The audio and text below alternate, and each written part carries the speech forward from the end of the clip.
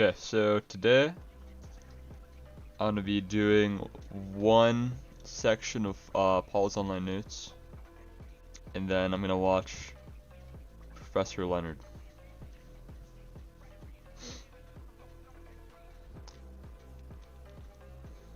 And I'll probably just watch the next two, Professor Leonard, and then finish the next 7 sections of Paul's Online Notes. Not today, though.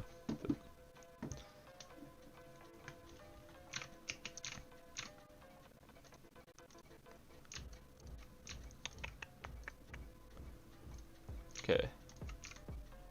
So, trig functions. Write this down. Section 1.3 trig functions. Okay, the intent of this section is to remind you of some of the more important, from a calculus standpoint, topics from a trig class. One of the most important, but not the first of these topics, will be how to use the unit circle. We will then leave the most important topic to the next section. Okay, let's start with the 6 trig functions and how they correlate to each other. Okay, so there's cos.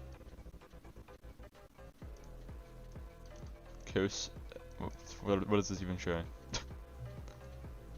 Okay, so there's cos x. I do see that. There's sin x over here.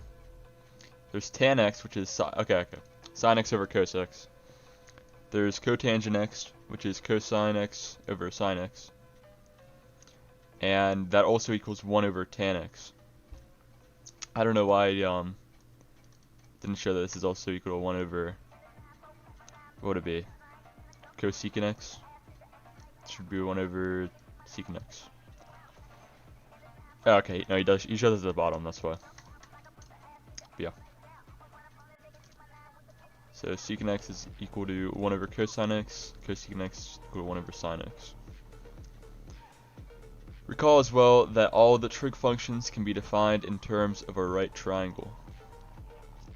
Yeah, so I'm not gonna go over that. From this right triangle we get the following definitions of the 6 trig functions.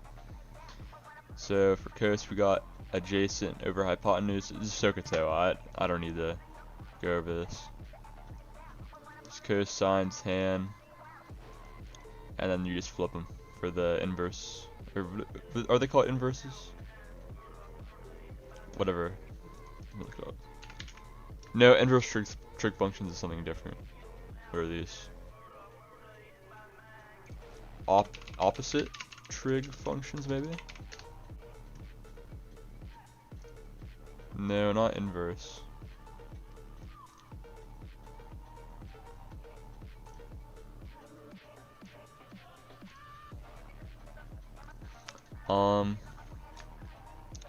Reciprocal trig functions, maybe?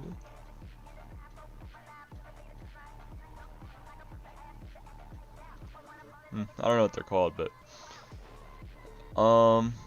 remembering both the relationship between all 6 of the trig functions and their right triangle definitions will be useful in this course on occasion. Next, we need to touch on radians. In most trig classes, instructors tend to concentrate on doing everything in terms of degrees, probably because it's easier to visualize degrees. The same is true in many science classes. However, in a calculus course, almost everything is done in radians. The following table gives some of the basic angles in both degrees and radians. So yeah, we got 30, 45, 60, 90, 180, 270, 360. Know this table. We may not see these specific angles all that much when we get into the calculus portion of these notes, but knowing these can help us to visualize each angle. Now, one more time, just to make this clear. Be forewarned, everything in this and most calculus classes will be done in radians. Fair enough. Let's take a look at one of the most overlooked ideas from a trig class. The unit circle is one of the more useful tools that come out of a trig class. Unfortunately, most people don't learn it as well as they should in their trig class. Okay.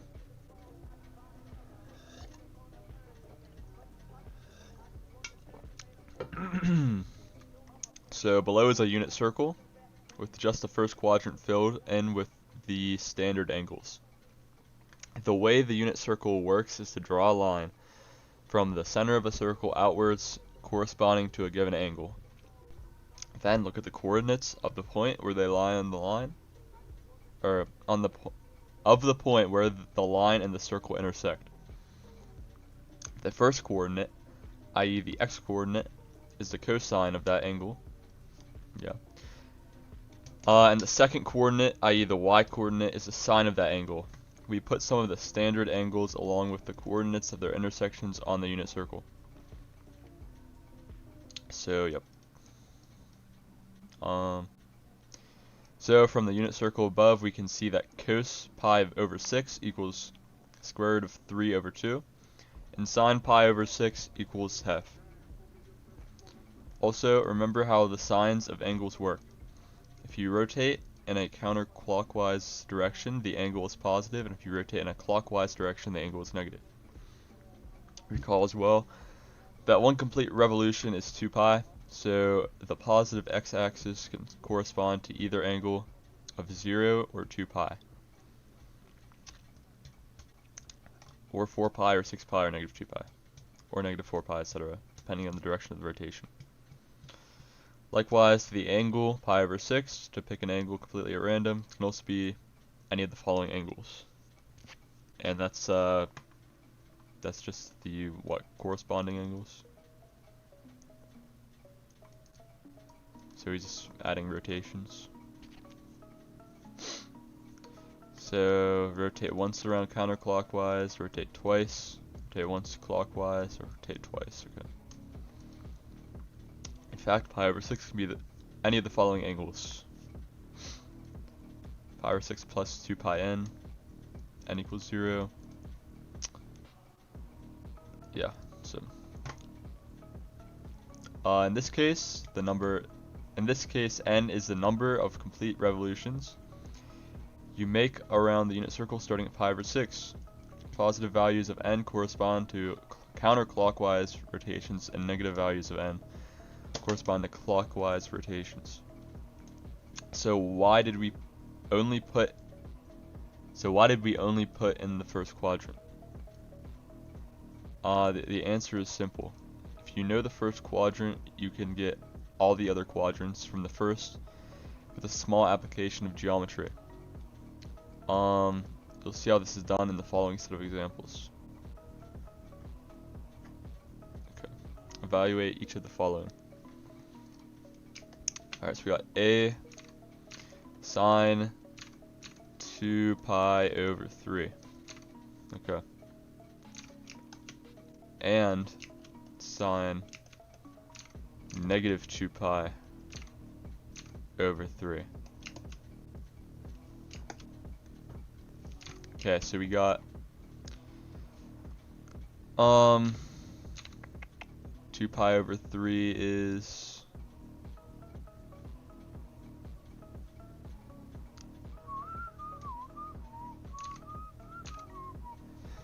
okay, pull up a unit circle.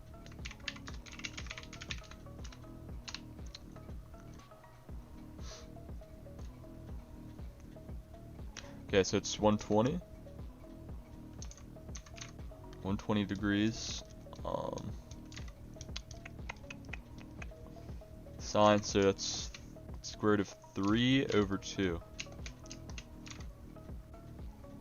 And for the negative, that would be, if you just trace down here, that's half, I believe. So,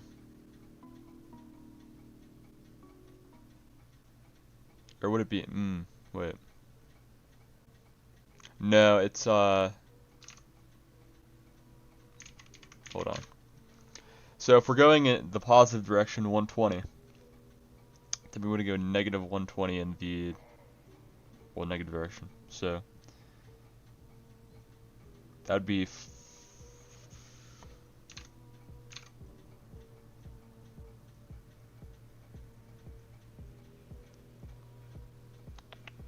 I think that'd be negative half.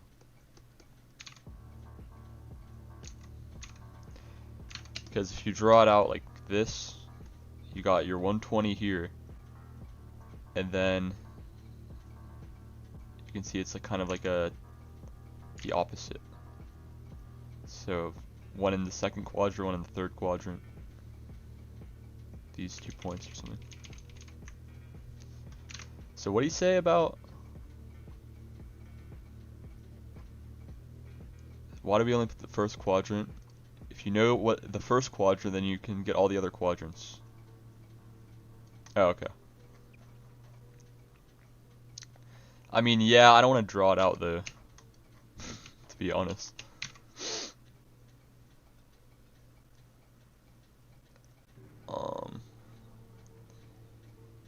Yeah, I'd like to see how he does it though, for sure.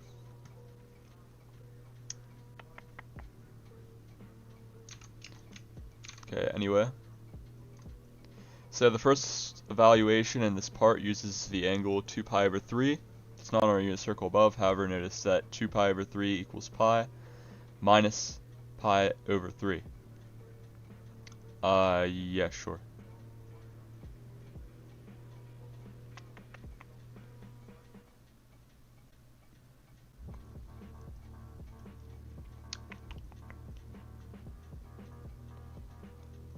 You just take out a pi.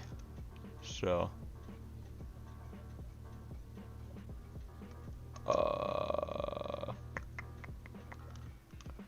okay, so 2 pi over 3 is found by rotating up pi over 3 from the negative axis.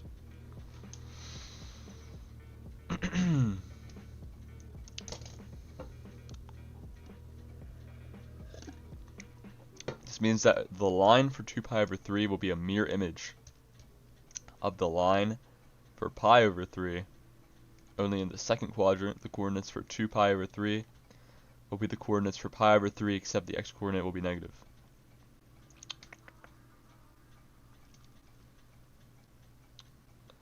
Likewise, for negative 2 pi over 3, we can notice that negative 2 pi over 3 equals negative pi plus pi over 3. So this angle can be found by rotating down pi over 3 from the negative axis.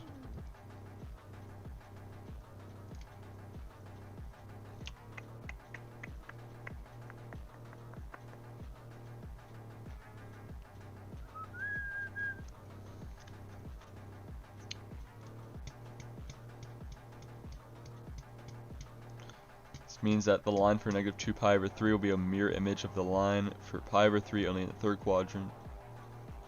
And the coordinates will be the same as the coordinates for pi over 3, except both will be negative. Both of these angles along with the coordinates for the intersection points are shown in the following unit circle. Okay. From this unit circle we can see that sine 2 pi over 3 equals square root of 3 over 2, and sine negative 2 pi over 3 equals negative square root of 3 over 2. This leads to a nice fact about the sine function. The sine function is called an odd function.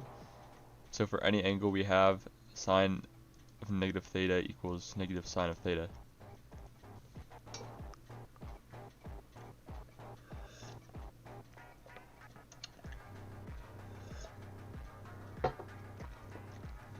Interesting. Okay. So we got B, which is cos 7 pi over 6, and cos negative 7 pi over 6. Okay. So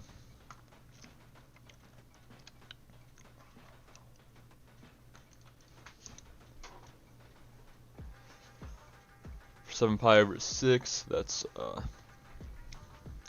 negative square, or no, yeah, it's negative square root of 3 over 2.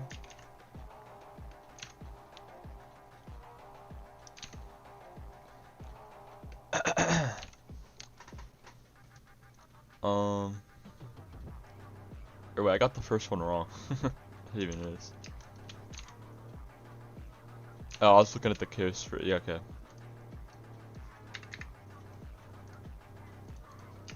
No, I did it the easy way too.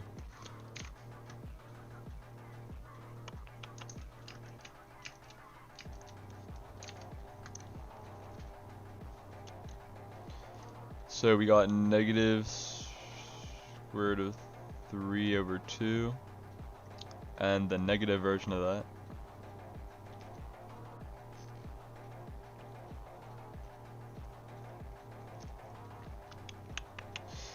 Would be straight above, which would be negative, it'd be the same thing, negative square root of 3 over 2.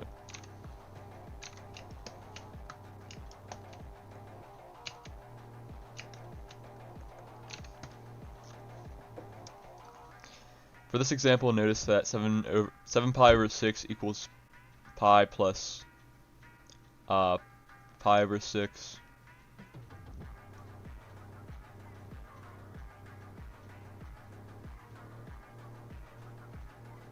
Okay, so this means that we rotate down pi over 6 from the negative axis to get this angle.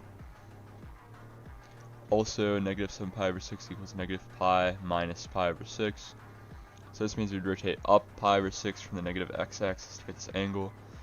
So as with the last part, both these angles will be mirror images of pi over 6 and the third and second quadrants respectively, and we can use this to determine the coordinates for both of these new angles. Both of these angles are shown on the following unit circle along with the coordinates for the intersection points. Okay. From this unit circle, we can see that cos 7 pi over 6 equals negative square root of 3 over 2, and cos negative 7 pi over 6 equals negative square root of 3 over 2. In this case, the cosine function is called an even function, and so for any angle we have cos of negative theta equals cos theta. Yeah, so you get the same thing. Okay. Now we got tan negative pi over 4 and tan 7 pi over 4. Okay, so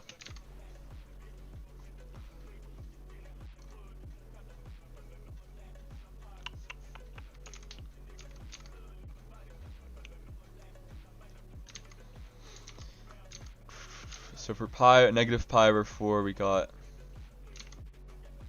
so they're the same thing. Yeah, they're the exact same thing. So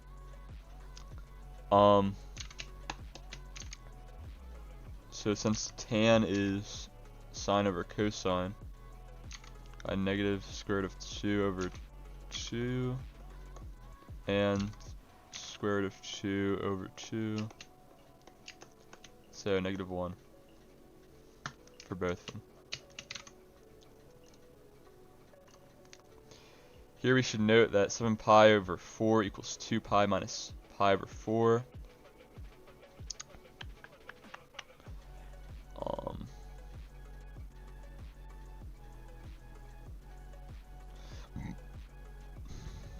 These aren't easy for me to see. Like,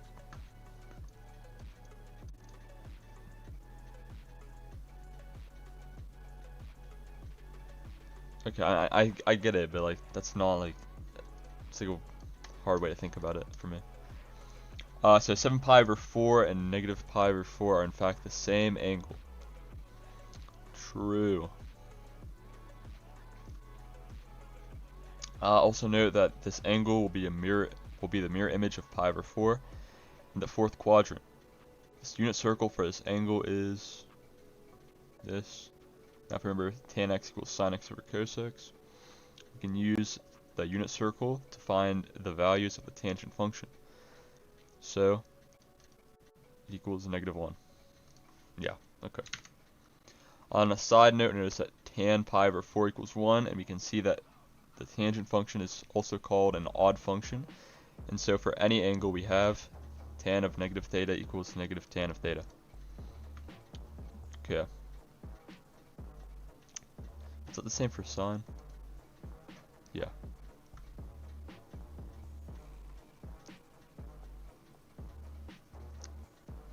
So secant, last example I think. Secant 25 pi over 6. Okay, so 25 pi over 6 is kind of crazy. So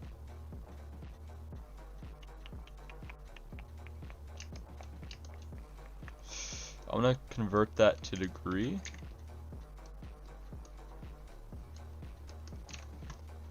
(25 times 180 divided by 6). Alright, 750 degrees. So 750 minus 360 equals 390. 390 minus 360 equals 30. 30 degrees equals pi over 6. So we're finding the, why does it say 5 here?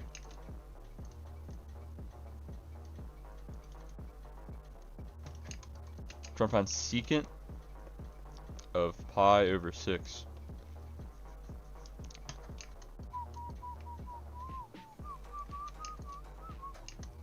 So secant is 1 over cosine, which is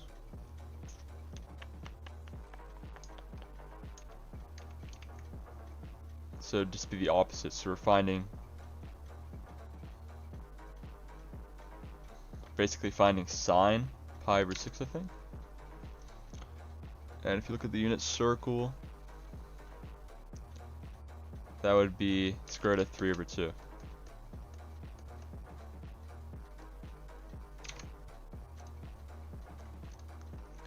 Here we need to notice that 25 pi over 6 is equal to 4 pi plus pi over 6. Again, that's like hard for me to think about. But yeah, it is. In other words, we started at pi over 6 and rotated around twice to end up at the same point on the unit circle. This means that secant 25 pi over 6 equals secant 4 pi plus pi over 6 equals secant pi over 6. Let's not get too excited about the secant here. Just recall that secant equals 1 over cos x. All you need to do is evaluate the cosine. Okay. Oh.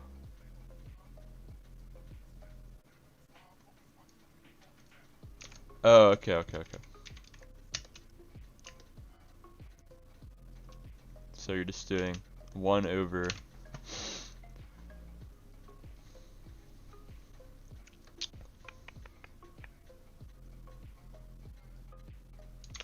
square root of 3 over 2. I forgot sine was y for a second. But yeah, then you just this is 1 over 1.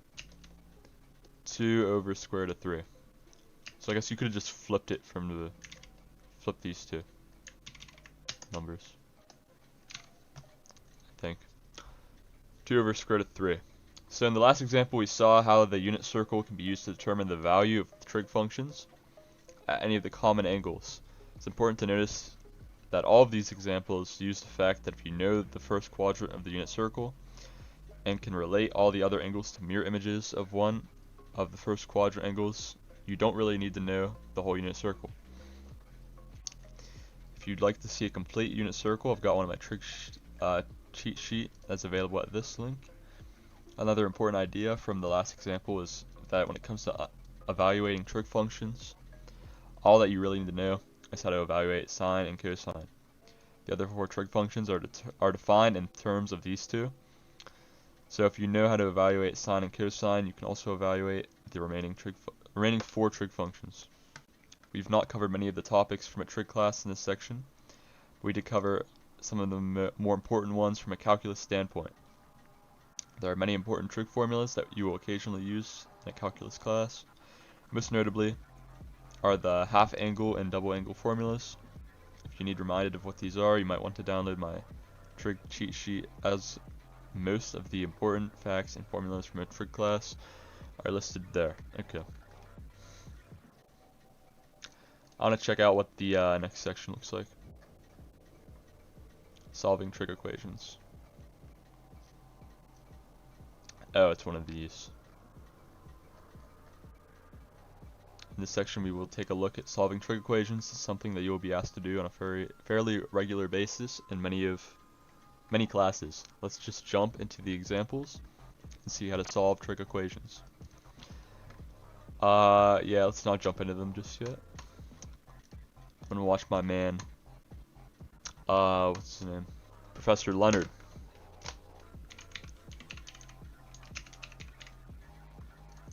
Watch his video on trig.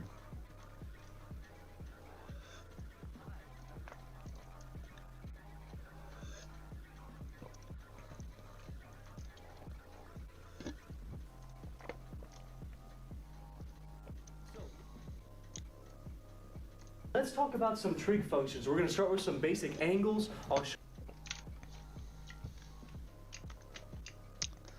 So Professor Leonard, video 3, trig functions. It's about to be a banger, you already know. Show you how to use reference angles to find out trig functions of any angle you ever come across. We'll talk about some graphing of some trig functions, which is going to be kind of interesting. You'll see why they are the way they are, and that should be our day. So the first thing we're going to start with, just a little bit of talk about angles. Okay. Now when we say an angle, typically we mean Let me mute this. an angle in reference to the x-axis. And we got a couple names for these things. Our angle would be given here. I like to call it theta. Typically, if we're going to start here, this would be called our initial side.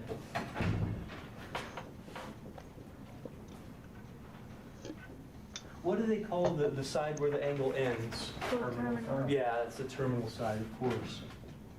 I haven't heard that. I mean, I've heard of the terminal side, but I probably haven't heard that since 10th grade.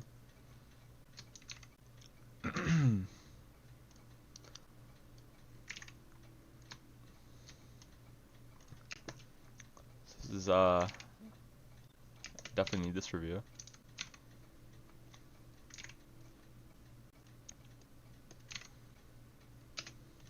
I have a feeling a lot of the people in this class already took calculus in high school or something. Or maybe their pre-calc class was like a lot better. Crap. I do. So this is the terminal. This is the initial. Okay, I don't know. Hear that explanation again. Typically, if we're going to start here, this would be called our initial side.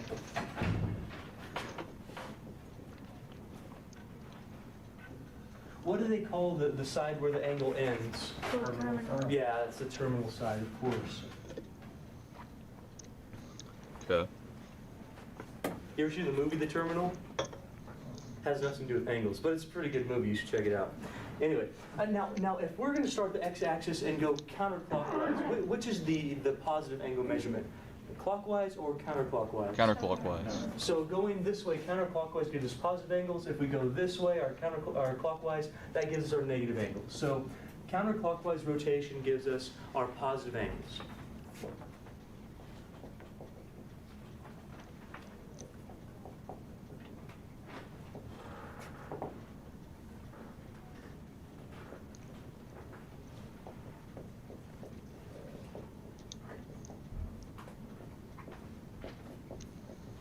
I don't need to write that down.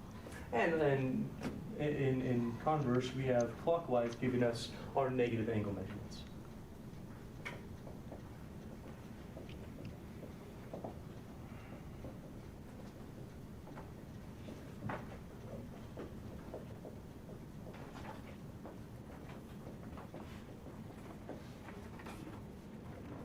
Now, when we measure angles, there's typically two constructs for measuring angles. We either do degrees or we do radians. Let's talk a little bit about radians versus degrees. Where they come from, why we have them.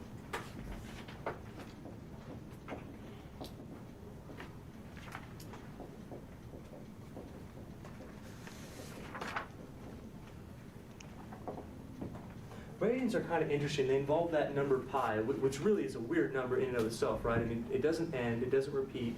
It's an irrational, well, actually, irrational number. It's kind of strange, and it's also the relationship between the diameter and the circumference of a circle, and that's why we want to incorporate that in dealing with angles, because we have parts of circles in that.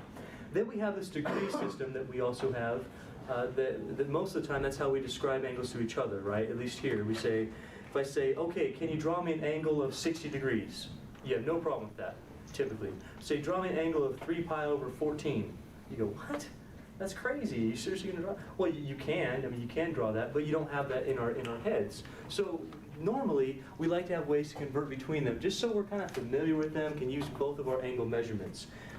If you're not familiar with this, how our radians and our degrees are connected is with this equation.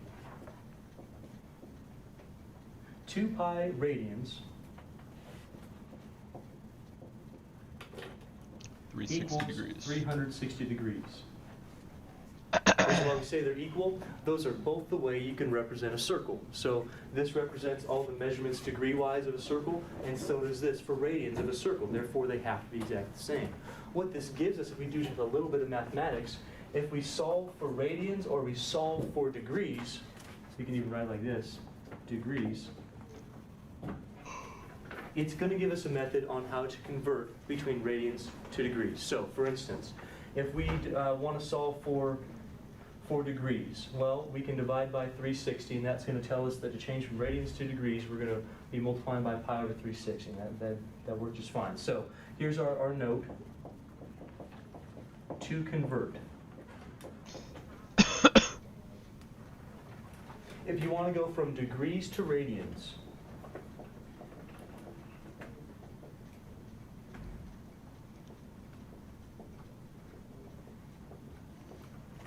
go from degrees to radians, multiply by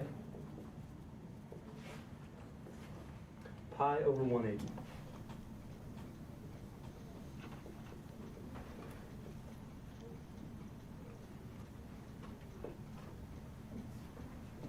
Multiplied by pi over 180.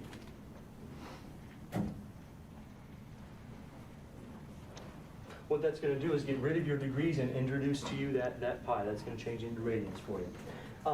The other way, if we want to go from radians to degrees,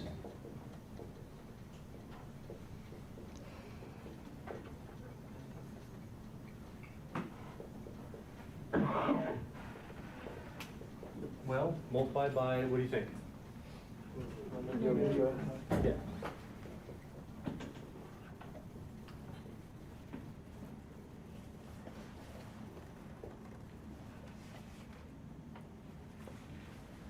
Yeah, really, you're just multiplying by 1 in a special way. And if you divide both sides by 2, you're going to get pi radians equals 180 degrees. So you're just using that equality to change between our degrees and radians. Would you like to try a couple examples to get your heads wrapped around this? All right, let's change, we'll just do 2 examples really quick. Let's change 200 degrees into radians, and we'll change negative 3 pi over 4 radians into degrees.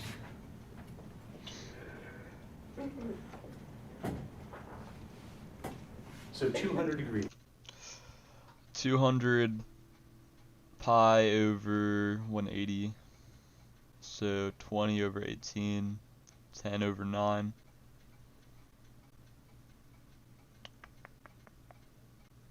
10 pi over 9 or something?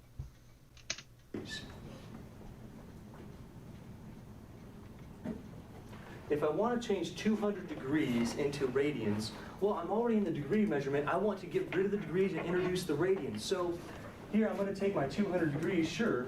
In order to get rid of those units degrees, you can't have degrees on the top. That's going to be degrees squared, right? That'd be ridiculous. What we want to do is have our degrees on the denominator of that fraction, and that kind of tells you which one of these, if you forget all this, which one of these equalities to use, which one of these conversions.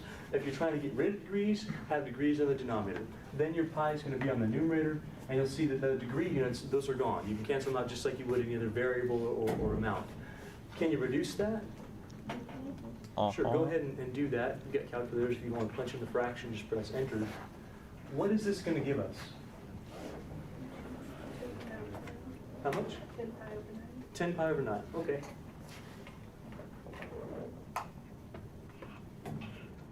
Ten pi over 9 radians. So right there we know that 200 degrees and 10 pi over 9 radians is exactly the same measure of a certain angle. What other angle did I tell you we were going to convert? Negative 3 pi over 4. Oh, good memory. I actually made that off the top of my head, so it's good to remember that. So negative 3 pi over...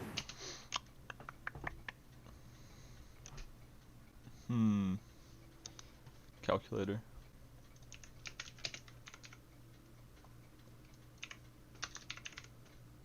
It's over 4.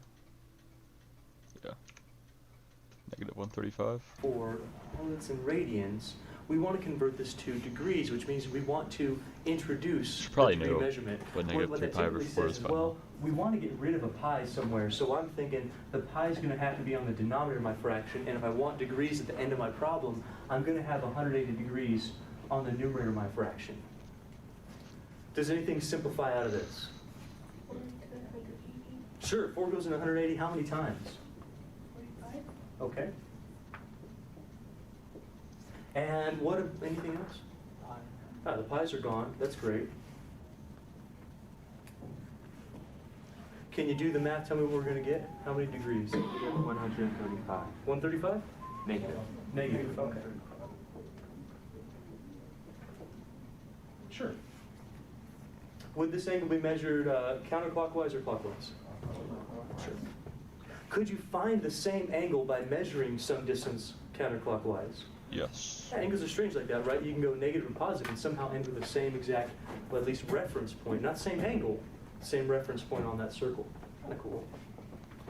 By the way, speaking of graphing, let's go ahead and go over just a little bit how to graph these appropriately. So if I were to give you, let's try 4 pi over 3.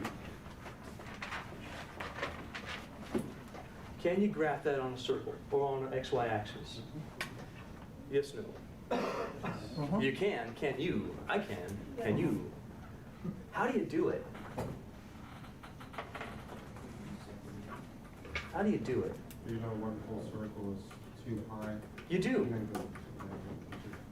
So I know that this is actually pi, and this is 0 or 2 pi. Well, this has got to be pi over 2, and this has got to be 3 pi over 2. Here's the way I always like to graph these things. What I like to do is break up each section of pi into whatever denominator. What would Paul say? What would Paul say? This can be rewritten as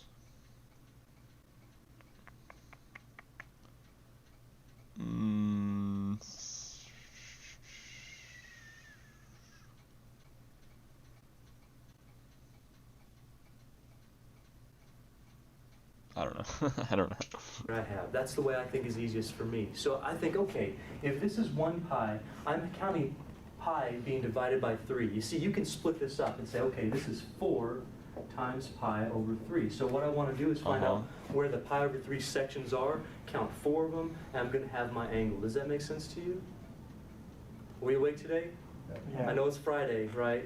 You're like, oh, just 47 more minutes, please, or 37 more minutes, please. But stick with me here, folks. This is good stuff. It's trigonometry, right? I mean, some of you, trust me, you need a refresher on this. Believe me.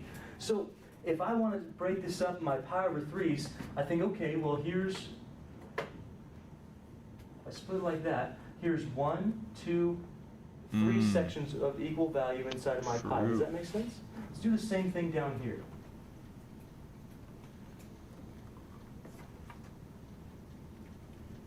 So basically, we've broken up each pi into 3 parts, or each 2 pi, each circle, into 6 parts. How many are we going to count?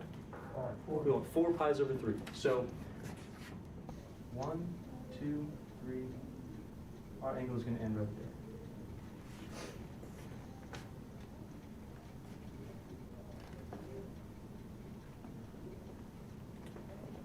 You feel okay with that so far? You sure? Now, if I ask you to graph negative 2 pi over 3,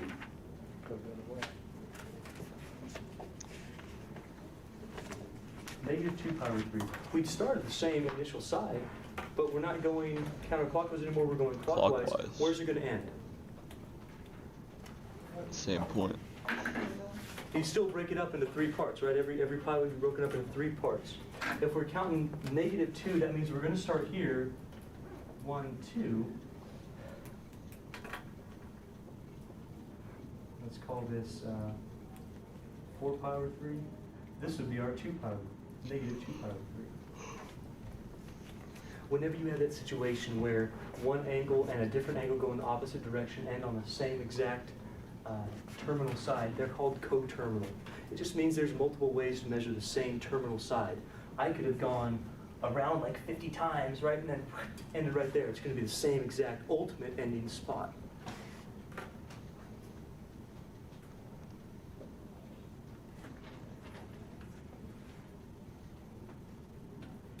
How about let's graph 2 more.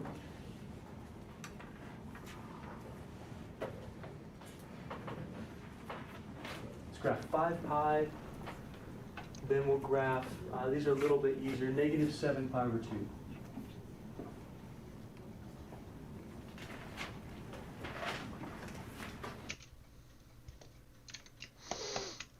Let me try this.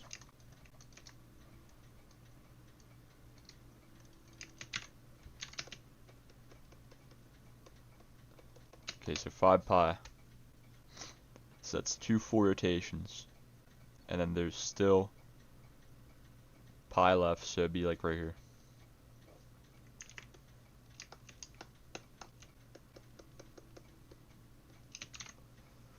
Negative 7 pi over 2.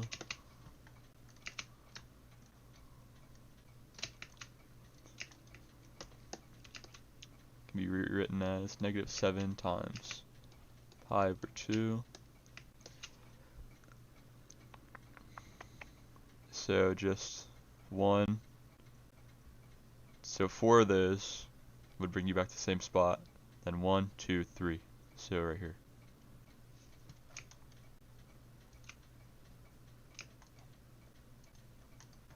So let's see.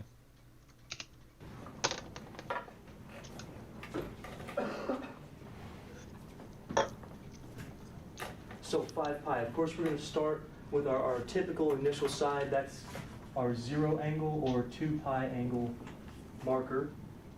We've got pi here, pi over 2, and 3 pi over 2. Why don't you try the 5 pi? Start at your initial side. Are you going to go clockwise or counterclockwise? Why counterclockwise? Okay, so go ahead and do that. Count however many pi's you have right now. Now, we don't have to break this up at all because, well, there's no denominator, so we're actually counting 5 pi's. Let's go ahead and do that. How many times around am I going to go? Okay, so 2.5. I'm going to start here and go, well, here's 1 pi, 2 pi. That's a full circle, isn't it? 3 pi, 4 pi. You getting dizzy yet? And then one more. That's going to give us a 5 pi. Look at I should probably draw it out like this, and then it's negative, so it'd be like that. It's a little bit better. it looks like a spring all wound up.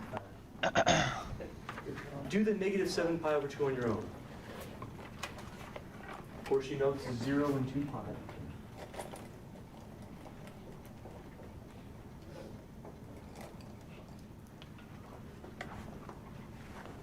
It's already broken up into pi over 2's for you. That's kind of nice.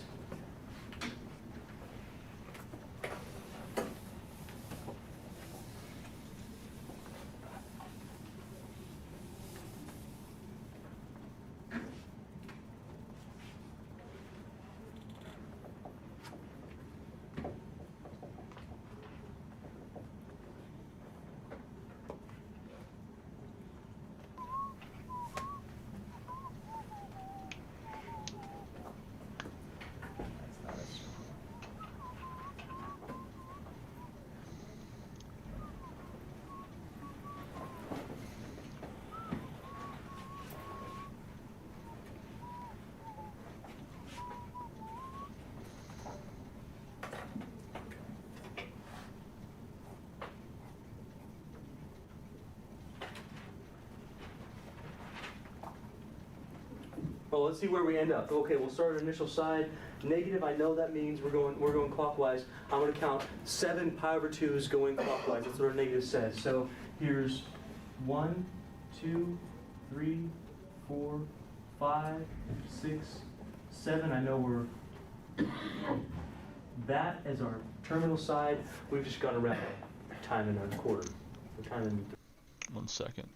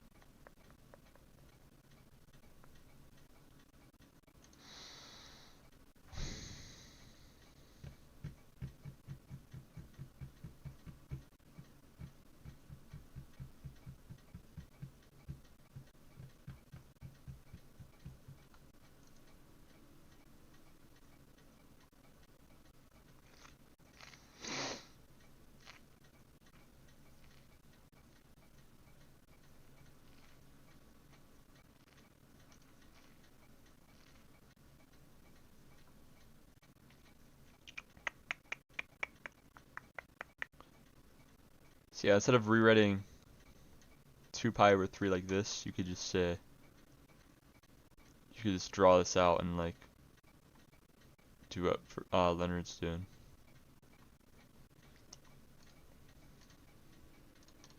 Okay, that's all I want to see. how we were able to end with exactly that. Cool. Are there any questions so far before we continue on to some actual trig functions? We're going to put this stuff together now. No? Yes? You all right so far? Yeah. All right, good. Now, of course, somebody went and said, how can we relate the sides of a right triangle and a unit circle along with their angles? And so we have our unit circle up here. And if we were to along with their went and said, how can we relate the sides of a right triangle and a unit circle along with their angles? And so we have our unit circle up here. And if we were to make a right triangle out of it, it's a horrible right triangle. There we go. If we consider the point xy with any, we're being general here, so we have any coordinates. How far along is this right here? Whatever the x is, sure, okay. And how far is this right here? Y. And if I say the unit circle, how far is the hypotenuse in this case? Y. Good, that's what's a unit circle. Unit circle says has a radius of 1.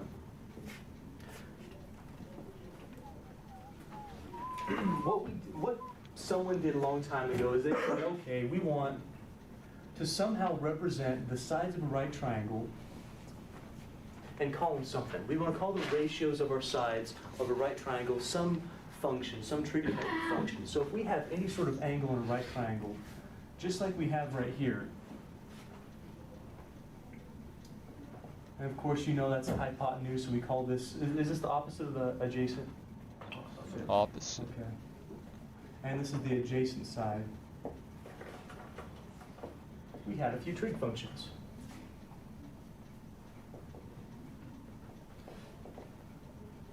Let me be real clear before we go any further. The stuff that says sine, cosine, tangent, those are functions, okay? You can't compute those. Those aren't a number. You can't ever just have a say I'm going to take sine Sine by itself doesn't mean anything. Sine has to have some sort of expression of an angle inside of it. If we just say, can you take sine squared plus cosine squared? No, you can't. It doesn't mean anything. This is not equal to 1 because you don't have any angle here. You have to have exactly the same angle for that to be equal to 1. You have to have those angles in there for identities to work, for you to do the computations with them. So if you ever find yourself writing sine and cosine without any inside part, you're probably making a little mistake. Be real careful that sine and cosine have, and tangent and all these trig functions have to be associated with some sort of an angle. Am I getting that across to you? These are functions just based on that angle. Without that, that doesn't make any sense. Okay, now let's go back to this. Let's review. What is sine exactly? It's a relationship between which two sides? Opposite hypotenuse. Good. Have you ever heard of Chief Sokotoa? No? Maybe in high school. Chief Sokotoa, he asks you if you get this wrong. I'm going to ask you a question. That's a good one. Yeah, Sokotoa says sine is opposite over hypotenuse. And cosine is what? Adjacent over hypotenuse. Soka.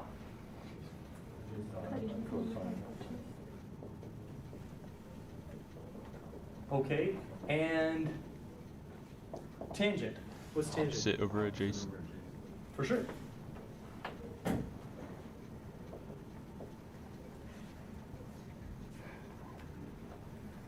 We also get the cosecant. You know what, I'm going to run down here so you can see a little better. The cosecant, the secant, and the cotangent. They're just the reciprocals of the original three trig functions that we have. So which one goes with the cosine? Which one is the reciprocal of our cosine? Cosecant. Yep, the secant is. So here, this isn't Oh wait, adjacent cosine over is its sine. hypotenuse, it's hypotenuse over adjacent. Well, cotangent goes with tangent. That's going to be your adjacent over opposite. And the cosecant, that's the reciprocal of our sine. So you're going to get the hypotenuse over the opposite. Well, if we apply this idea of a basic right triangle to the unit circle, we actually get ways to compute the sine, the cosine, and the tangent, and all these reciprocals, cosecant, secant, cotangent, of any point that we have, provided we can find the x and the y coordinate. You see, when we apply this, if we look at the sine of this particular angle, look at your angle, tell me what sine is. Sine should be opposite over hypotenuse, right? That's what we define it as Y. over here. Sine What's is the Y. opposite to my angle? What's the opposite to my angle? What is it? 1, oh, 1. Y. Oh, I thought you said 1. It's like, wait a second. We got to review some trigonometry a little bit here. Opposite. Okay, opposite is y over what? Sure. How much is y over 1? Yeah, that's why we get on the unit circle that the y coordinate for that point is sine of that particular angle. That's why we get that. It's our definition now. So sine equals y. Cosine. Cosine should be adjacent over hypotenuse, so the adjacent of our angle is x. The hypotenuse, well that's 1, so we're going to get x over 1 or x. That's why on the unit circle, when you see a coordinate point, x comma y, you know cosine comes first and sine comes second, because we know that the cosine of that angle is the x. It's that distance, which is how we correlate that to any point. So we go, oh yeah, okay, the x coordinate, that means the cosine of that angle. The y coordinate, that means the sine of that angle. That's kind of neat, right? It's the way we combine the idea of a unit circle in our trigonometry.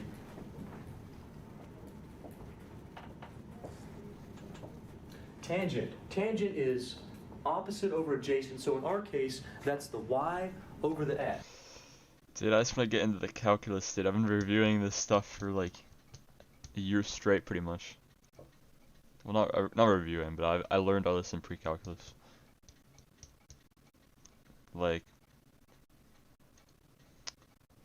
so we got an hour left of this, then 15 minutes of this. I go through all the Paul stuff. What day is it? June 5th. Hopefully I start actually getting the calculus like June 8th. That's when it'll get hard. Probably. Which also leads us to our identity. If you look at that, how much is equal to y over here? Sine. How much is equal to x? Cos. You can say it out loud. It's okay to talk in this class. How much is x? If we know that tangent is y over x, y equals sine, and cosine equals x, then this also Sine leads to sine over cosine, right? So we get our first identity, tangent equals sine over cosine. That's pretty easy to see. Not too bad. Now you can also do this with our reciprocals here. Instead of opposite over hypotenuse as far as a unit circle goes, we get cosecant, we get secant, and we get cotangent. They're just the reciprocals of our identities here. So if sine is y, cosecant's 1 over y. True. If cosine's x, secant is 1 over x. Tangent's y over x, cotangent's x over y. By the way, I would like you to do this. Go in your book and read, not right now, go in your book and read through, I think it's around page 30 through 35, somewhere in there. They have a listing of common angles that we use. It's going to really be helpful to you if I can say to you, give me cosine of pi over 3, and you're able to do it. Give me cosine of pi over 2, I mean at least. Give me sine of pi over 4, things like that. It's going to help you a little bit. So refresh your memory on that. If you need a unit circle right now for your homework, great, but I want you to get kind of in the habit of knowing those by heart or by memory. Can you guys do that for me? At least look them over. Don't go in this class without knowing at least what I'm talking about, okay? Knowing that those exist and how to at least find them. So you try to memorize the unit circle again? In your head. Got it.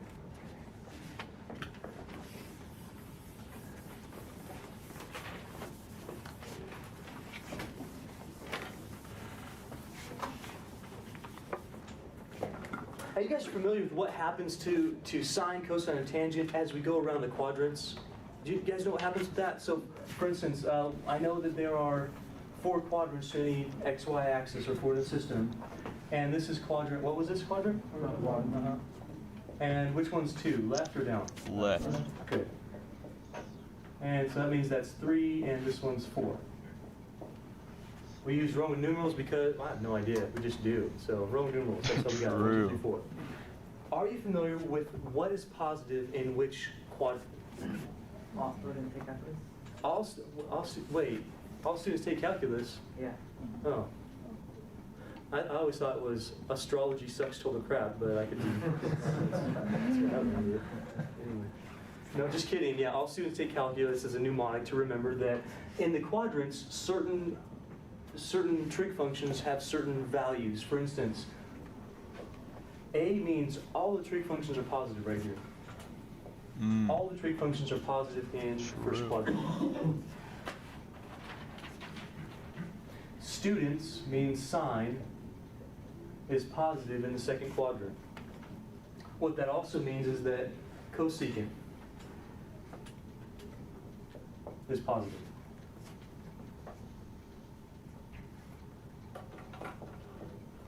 All students take, so tangent in the third, that means cotangent as well. And last one is cosine or secant. Never heard that before. So All students take calculus. It's a good one.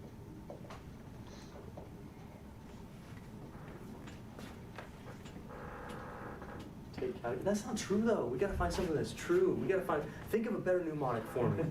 Like Try calculus. Oh, okay, that was original. Good. That's it. How about the acronym surrounding this class? I like that. Yeah, that's very okay. Well, you come up with something better. Anyway, all students take calculus, works just fine. Tells you what's positive in which quadrant. Now, one way that we could use this, if you didn't know, you're like, why do we even we need to know that all students take calculus or know the values of those quadrants? Is we can find out the trig function for any angle using an idea called reference angles in combination with the ASTC, knowing the quadrants. Would you like to see how that's done? Let me show you how that's done. So we're going to talk about reference angles just briefly, then I'll show you how to combine the idea of reference angles with the idea of this, or knowing our quadrants, to determine the trig function and its value for any angle that I give you. Provided you know the unit circle. Okay, that's a must.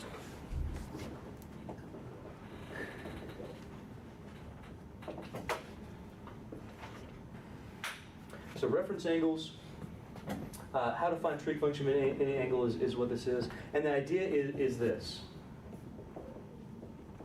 What we're going to do is we're going to try to make an acute angle with the x-axis, and then we're going to find the trig function of that, and then use the ASTC idea.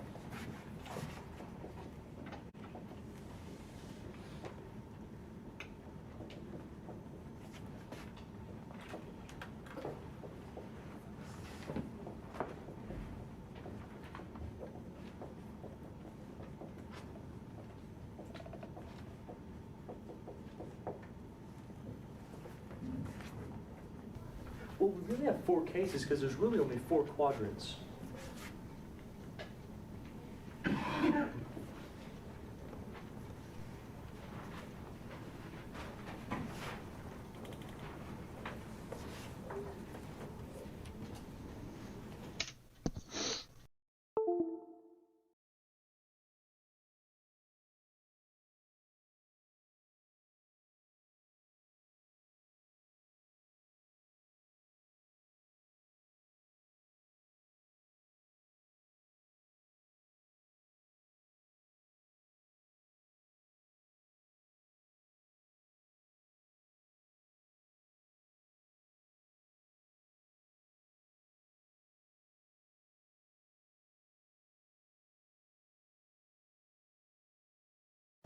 So here's what can happen. What I'm going to do is give you a picture, a representation of our angle, and then show you how to find the reference angle. Let's say we start with just a regular angle right there. Is the angle acute? Yeah, then we're already done. Then the angle is our reference angle. So right down here, the reference angle would just be theta itself. You don't have to do anything with that, which means you can find the trig function for the angle pretty easily just by using your unit circle. So that would be our reference angle. However, check it out. If I go past pi over 2, so for instance, this one. Okay, I see what he's done. You just draw it to the x-axis, I'm pretty sure. Is that angle acute or obtuse? What I want to do is find the reference angle. Here's the reference angle. It's just the angle that the terminal side makes with the x-axis, which happens to be acute. So where this is my angle, the reference angle would be this shaded version over here. We just need a way to represent the shaded version right now. So if this is our terminal side and this is the x-axis, how much would this, tell me this, how much would this whole angle be if it went all the way to here? Do it in terms of radians. This would be pi, sure. Now, would you agree that this shaded angle is pi minus whatever my original angle was? That's how we find a reference angle in this case for this quadrant. The reference angle would be pi True. minus your angle. That's going to give you an acute angle that's formed between the x-axis and your terminal. Now, just have to be okay with this so far. You see where the pi is coming from. Pi is coming from because, well, that's a measure of pi. We're subtracting our angle. We're going to get that shaded region. Let's keep going. What if we're over here? Can you see the reference angle I want to make right here? This is going past pi and then going a little bit.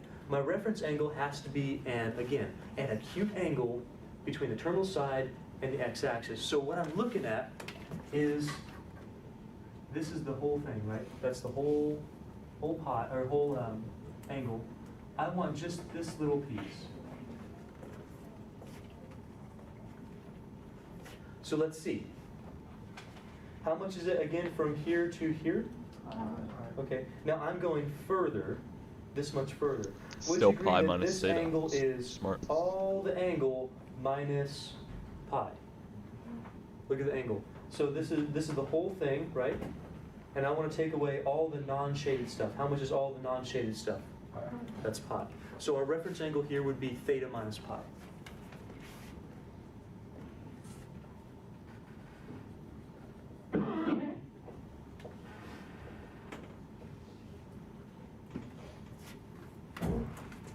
Okay, last one.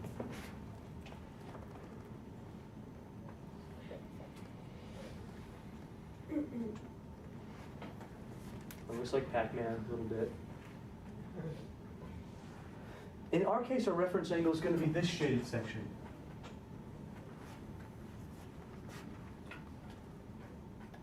Can you think about what that's going to be? 2 pi minus theta. What do you think? In order to find the shaded section, we're probably not going to do, well, we could do, well, no, we can't. We're probably not going to do anything with pi, but maybe with 2 pi. 2 pi would be the whole thing. 2 pi minus theta. 2 pi minus theta might work, because 2 pi would be this whole stuff. I'm going to subtract off the theta part. That's going to leave me with that cutout. I'm not sure if you're okay with that.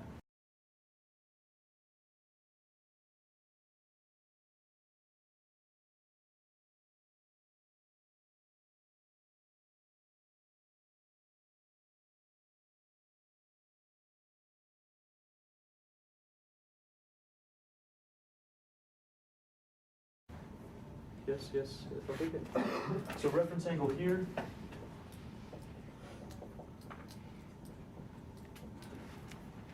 Okay, raise your hand if you're okay on where the reference angle idea comes from. You feel all right with it.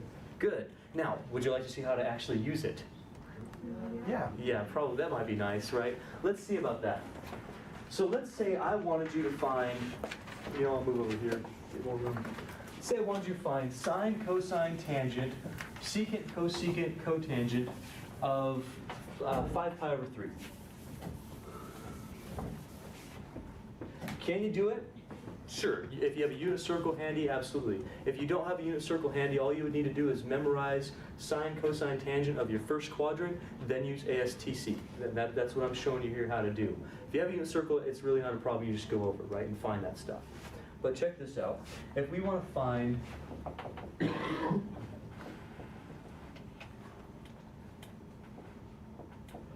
sine, cosine, tangent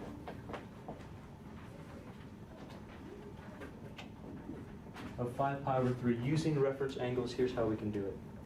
The first thing you're going to do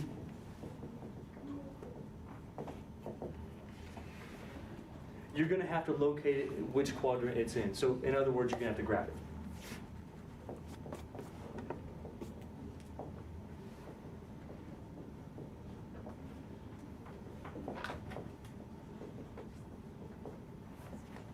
So right now is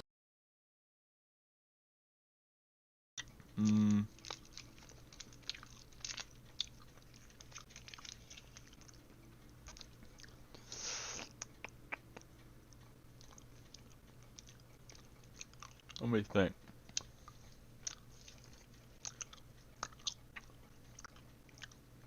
Probably the third.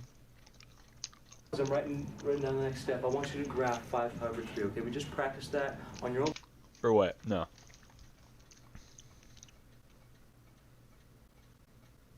First. paper, graph 5 pi over 3.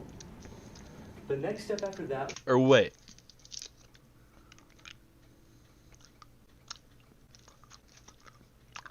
Fourth. we're going to use Fourth, this final idea of answer. reference angles. Find your reference angle.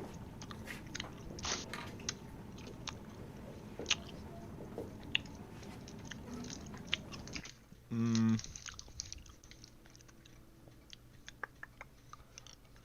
60 degrees. Fourth quadrant. Or negative 60 degrees.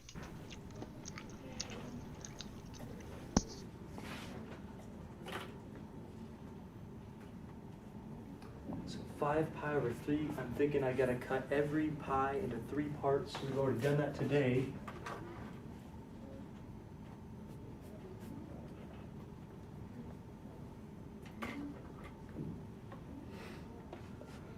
I know 5 pi over 3 is positive, so we're gonna be going counterclockwise. I'm gonna count 5 pi over 3s. So that means I'm gonna go 1, 2, 3, 4, 5. I should be ending at that one. Did you end at that one also? Hold up.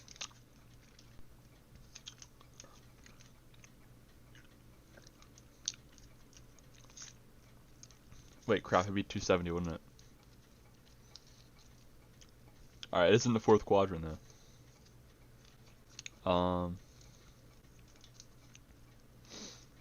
Wait, 275? Man, I'm all mixed up. I'm just gonna.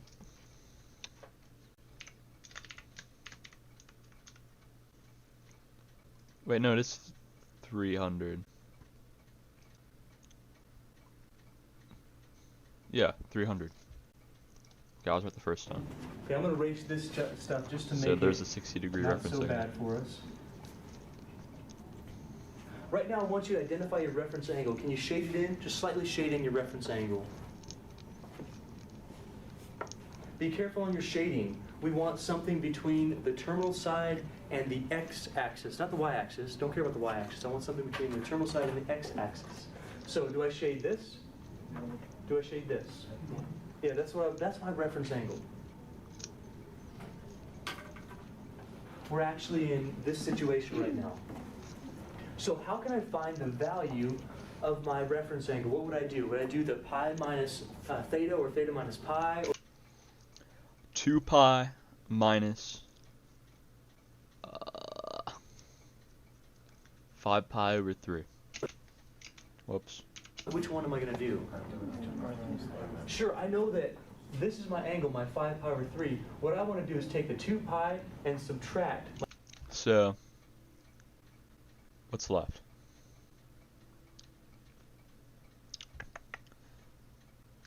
Six pi over 3 minus 5 pi over 3. Really, pi? I don't think. Wait. 2 pi minus 5 pi over 3. Okay. 2 pi times 3 over 3 minus 5 pi over 3.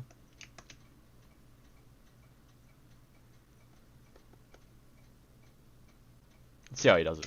My 5 pi over 3, that's going to give me this range. So the reference angle would be 2 pi minus 5 pi over 3. If you do it right, your reference angle should be something that's in the first quadrant. It should be represented in that. So how much is 2 pi minus 5 pi over 3? Yeah, that's it. You have 6 pi over 3 minus 5. Oh, wait. 6 pi over 3 minus 5 pi. Oh. It's pi over 3. I was thinking it was just pi. 5 pi over 3. That makes sense. That's pi over 3. Are you guys okay with the fraction work?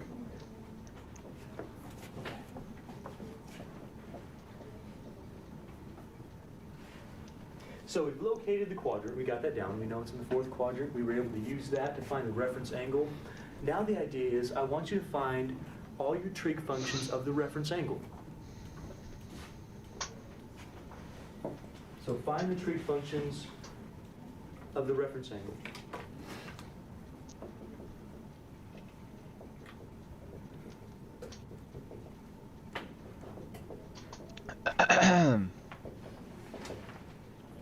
So what I want from you is sine, cosine, and tangent of pi over 3. Just from looking at this thing, how would you figure that out? I could look on the unit circle, but...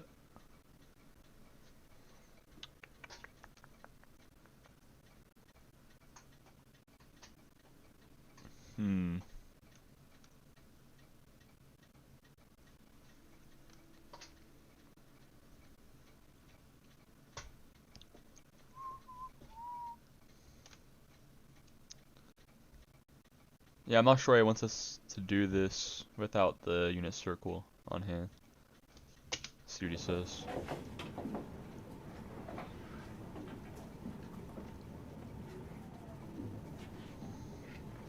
Anybody know off the top of their head, how much is sine of pi over 3? Do you know? Square root of 3 over 2. Yeah, that's exactly right. Off the top of your head? No. Hey, he cheated. Okay, somebody else. Let's all play along here. Come on, let's do cosine of. Okay, well, I'm gonna cheat too then. This is stupid.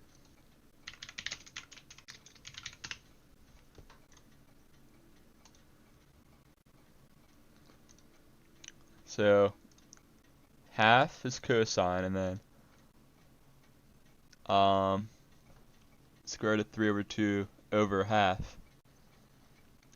That's 2 square roots of 3 over, so it's just square root of 3. Pi over 3. Yeah, cosine pi over 3 is 1/2.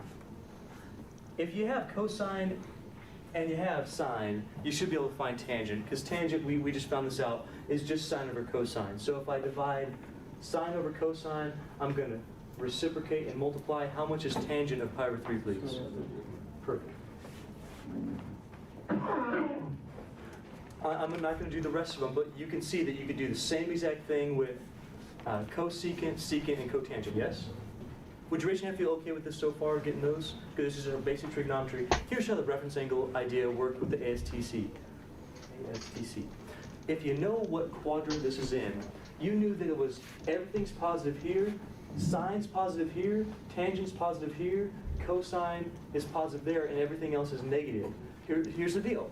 Once you have this is the reference angle, right?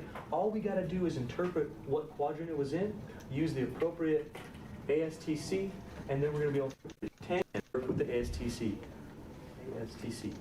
If you know what quadrant this is in, you knew that it was everything's positive here, sine's positive here, tangent's positive here, cosine is positive there, and everything else is negative. Here's the deal. Once you have this is the reference angle, right? All we got to do is interpret what quadrant it was in, use the appropriate ASTC, and then we're going to be able to find out sine.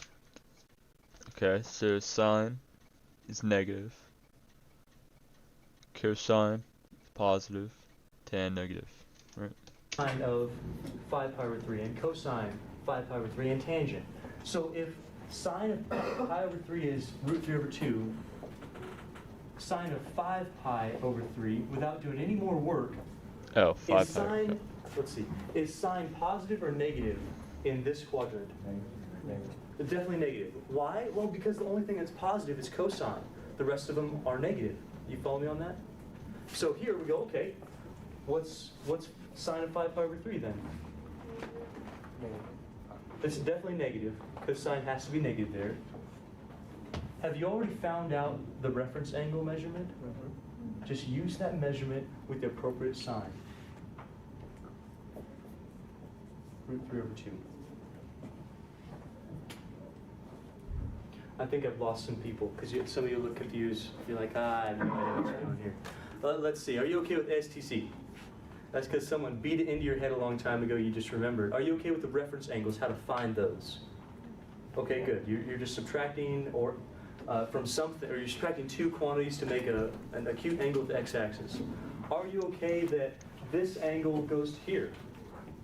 And that this reference angle, you have to take 2 pi minus the 5 pi over 3. And what you end up getting is pi over 3. Are you okay with that? Are you okay with getting a pi over 3? Are you sure?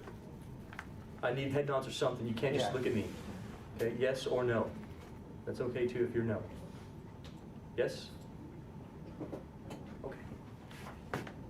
Can you find sine, cosine, and tangent of pi over 3? Y'all should be going yes, because that's a necessity to even be in this class. You're supposed to be able to do that, right? You have to be able to do that. Here's the only thing I'm asking you to do. What I'm asking you to do is look at what quadrant that reference angle's in, what quadrant your angle is in. Whatever quadrant you're in, that's telling you what's positive and what's not. You just said you got ASTC, right? Now put it to practice. This is useless if you can't do anything with it. So you know that if my angle was here, everything would be positive. I would be done, because my angle would be pi over 3. If your angle's here, you know that the only thing that's positive is sine. Everything else is going to be negative. Do you get it? If your angle's here, you know that... Bro, I don't think I've ever had a teacher that would stop the class and be like, does everybody understand this? And then just go through like each step and then be like, you understand this, you understand this. Like, that's kind of crazy. I won't lie. Tangent is going to be W. Professor Leonard. positive. Everything else is negative. because sine over cosine, negative over negative, will give you positive. That's why tangent's positive. If your angle's here, you know the only thing that's positive is cosine. The rest of them are negative. Do you get me? You've already done the legwork. You already know the values. This was the hard part. Now you just got to put the signs on top of them. So we're right here. We know the only thing that is positive is, which one's positive for this? Cosine's positive for this. This one I'm going to leave alone. Is sine positive in this quadrant? I'm going to make it negative. Is tangent positive in this quadrant? No. I'm going to make it negative, and that's all I'm doing right here. So I can guarantee you my answers are going to be negative root 3 over 2, positive 1/2, and negative root 3. That's it. Sine of 5 pi over 3 is that, because we already did the reference angle, now we know the sine. Cosine of 5 pi over 3 is 1/2. Why? Because I already did the legwork. I know the value. I'm just trying to figure out the sign. If cosine's still positive there, notice, if we're doing a reference angle, it's all based on quadrant one. Run from this trigonometry stuff. If you're doing a reference angle, it's all based on quadrant 1. That means every number you're going to get is positive. That's why you have to use ASTC to find out whether or not it's actually negative. Do you see the difference there? That's the point. So here I know cosine remains positive. I know sine and tangent do not. So in order to get from the pi over 3 to the 5 pi over 3, I'm not Harry Potter. I'm not the math version of that, right? This isn't magic. It's just using the fact that you used a reference angle, and now you know that if it's in a certain quadrant, what's positive and what's not. Does it make more sense now to you? Yeah. Good.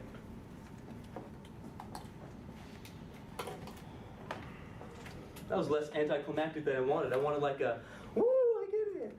Can we try that once? No, I'm just kidding. You don't have to do woo, I get it. But hopefully the energy level will go up for you someday.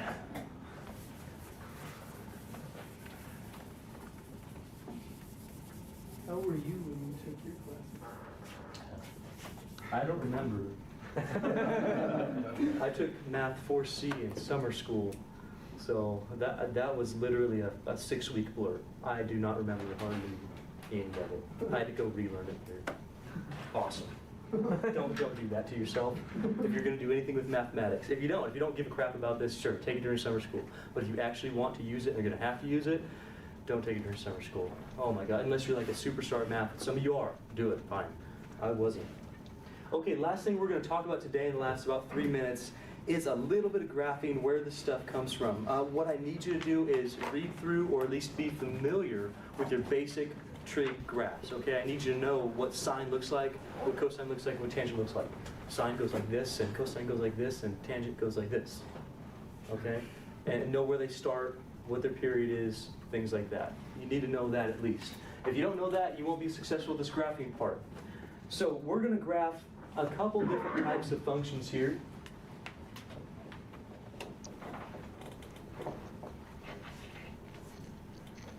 We're going to graph things of the form y equals a times sine of some angle, or cosine of some angle. And then I'm going to make it a little bit more complicated than that. Okay, we're going to graph another form probably next time where we're going to make this a little bit more advanced. So for instance, our examples for this. I'm going to graph y equals sine x, just our standard sine curve, and y equals, let's see, 2 sine of 4x. And we're going to see the difference between these two graphs.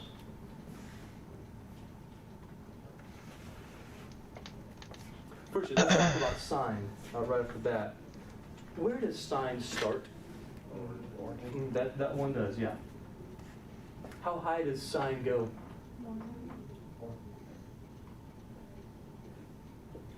What's the period for sine? 2 pi.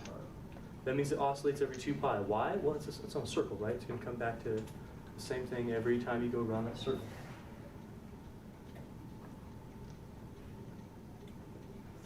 That means something important is also going to happen at pi.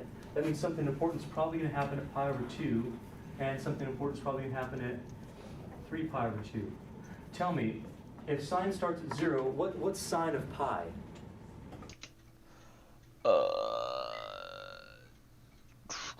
0.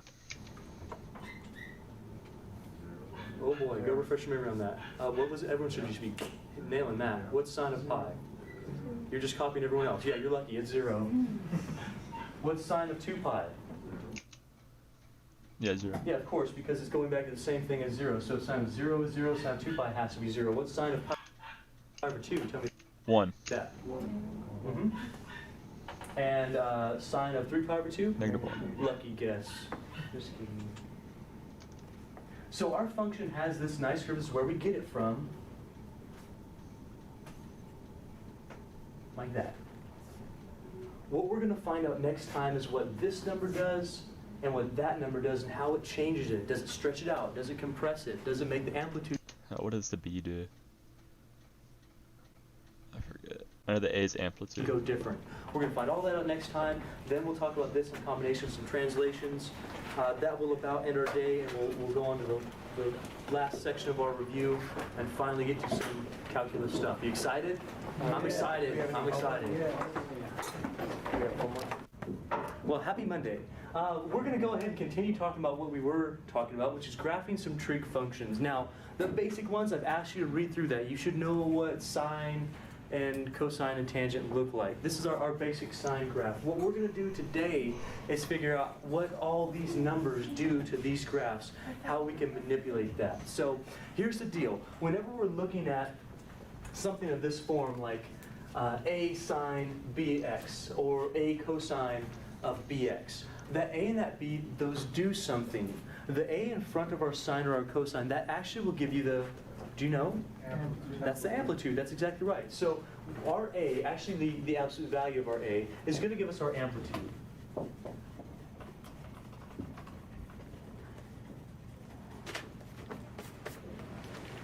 And we mean amplitude from the x-axis. So that's why when you graph sine of x, well, there's only a 1 out there. The A is, in fact, 1, which means that our amplitude is 1 up and 1 down from the x-axis. Does that make sense to you? What's our B in this case? 1. Our B gives you the, well, actually it's the period, but what's the B in this particular example? The B here is 4. What's the B here? 1. And we know that in our case, our period is actually 2 pi. So what we're going to get from our B is our period. 2 pi over B or something. So if our B in this case is 1 and our period happens to be 2 pi, then the period is really given by 2 pi divided by B. That gives us how often we oscillate or how often we come back to repeating the same exact graph. Is it in that specific example or is that? That's in general. So in general, your amplitude is given by the absolute value of A. So in our case, let's look at this example right here. So this is our kind of our notes for right now. What is our A in our case for our new example that we're going to do in just a minute? 2. So our amplitude, absolute value of 2 is 2. That means you should be going too high and too low from the x-axis. Are you with me on that? Okay, so for our example, I'll write this out again. By the way, if we need a muffler for your sneezes, just you go, just like that. Shifting gears. That'd be cool. Should invent that. See, money right there. Red box and mouth mufflers. Done. Just kidding. Just kidding. This works the same exact way for a cosine B. So those are the same exact letters. Those work the same way. So let's look at y equals 2 sine of 4x, and you've already told me that my amplitude, my A, is the absolute value of 2, which is 2. That means we're going to be going up to 2 and down to negative 2. That's what the amplitude says here. We also need to find the period. The period is given by 2 pi over b. What was the b in this case again? 4. So let's do that. Can you simplify 2 pi over 4? 2 pi. Or pi over 4, oh crap. Over 2. I need you all to be familiar with how to get the amplitude and the period. Nod your head if you're okay on getting the amplitude and the period in this case. It's good, all right. Amplitude comes from the A, it's just an absolute value. The period is given by 2 pi over whatever our B is. We simplify that. Here's what it means. It means that this example, the stuff in black writing here, this is going to oscillate or repeat every pi over 2. How you do this, if our entire period is 2 pi here, what we're saying is our entire period is pi over 2 here. It's going to come back to that point after cycling. That's going to be one complete cycle. So can you tell me how many cycles I'm going to get in this range? Maybe 4 cycles. That's 4 ranges of pi over 2, 4 intervals of pi over 2. Does that make sense to you? So the period says how often you come back to normal. So it's going to go up, down, and back up. Then up, down, and back up. 4 times in this span. What did this essentially do to it? Did this stretch it out, or did that compress it? Compress. Very much so compressed it. So what this did is it compressed it and it stretched it vertically. That's what the amplitude did. So here's how you can figure out how to graph it though.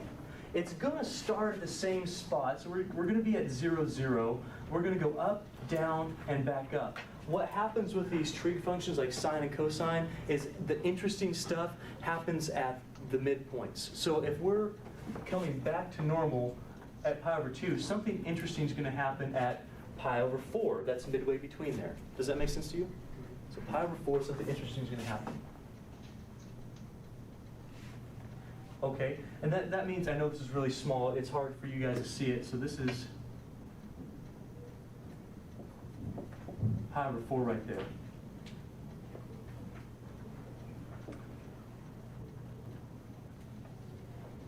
Pi over 4. How about midway between 0 and pi over 4? How much is that? Pi over 8. So let's cut that in half. Something interesting is going to happen at pi over 8 and 3 pi over 8. That's between here. Pi over 8 and 3 pi over 8. Now, here's how you go the rest of the way. We know that the original function crossed midway between our 2 endpoints here. So midway between at this pi over 4, that's where we're going to be crossing the x-axis again. Can you tell me where the peak of my sine function is going to take place? 2. But the peak of what's going to be a level of 2, sure. But what's the x value of that? Do you know? Pi over 8, because we know something interesting is going to happen there. In this case, the peak was at pi over 2. If we scrunch this all together, the peak's now going to be at pi over 8. Right. Where's the lowest valley going to be? Where's that going to have to 3 take pi place? over 8. Sure, that's at this one right here. So let me recap for real this time, not just to recap. What we do in this case is we find our A, we find our B. The A is going to give you the amplitude, how high and how low you go. The B is going to give you your period, how often you cycle back to the same exact value and repeat your whole nice function.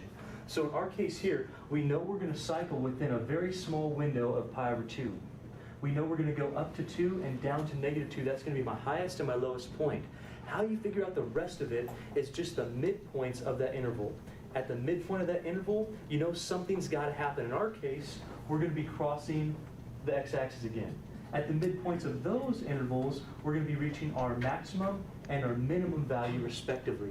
So then we can graph it. It's just a normal sine function, only we've stretched it this way and compressed it this way. Nudge your head if you're okay with that. Okay, so we're going to be going like this.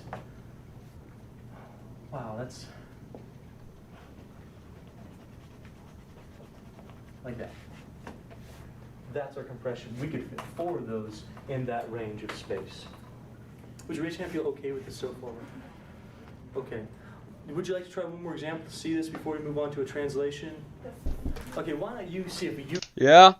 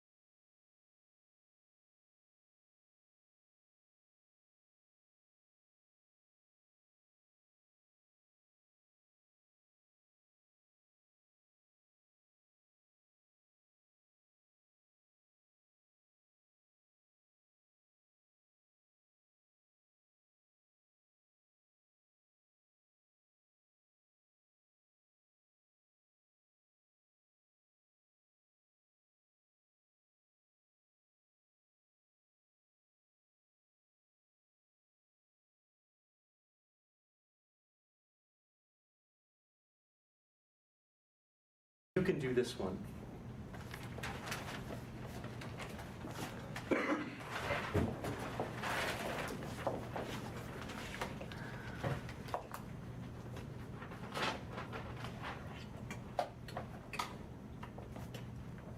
I'm giving you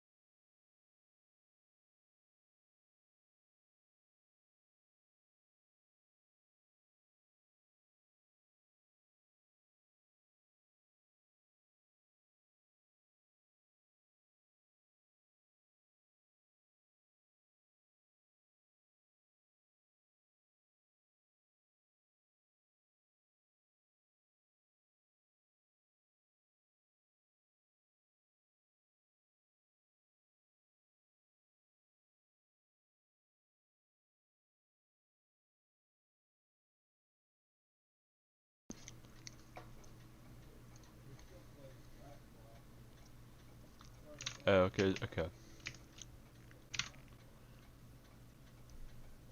Wait. 1, 2, 3.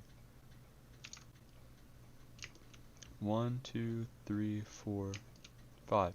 So I did get it right. It's just, that, right?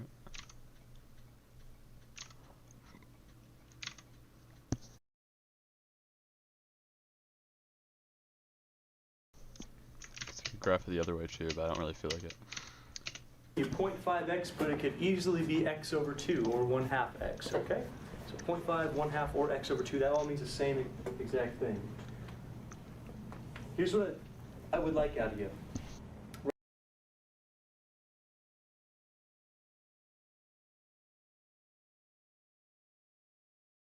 Right now what I want you to do, draw yourself a nice looking graph and draw the original cosine function, just what cosine looks like normally, okay? Just draw that. No, I don't want to do We're that. going to erase it, but I want to get the picture in your head. Draw the original cosine function, then I want you to find your A, your amplitude, and I want you to find your period. Do those 3 things right now. I'm going to do it on the board, but you should have it on your paper.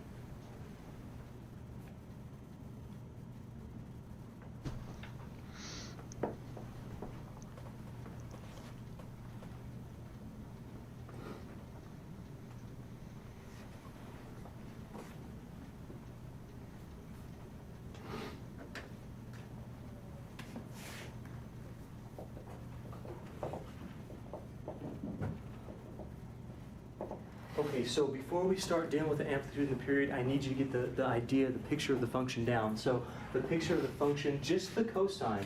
Where does cosine start at? 3. Oh, It goes where? that's all.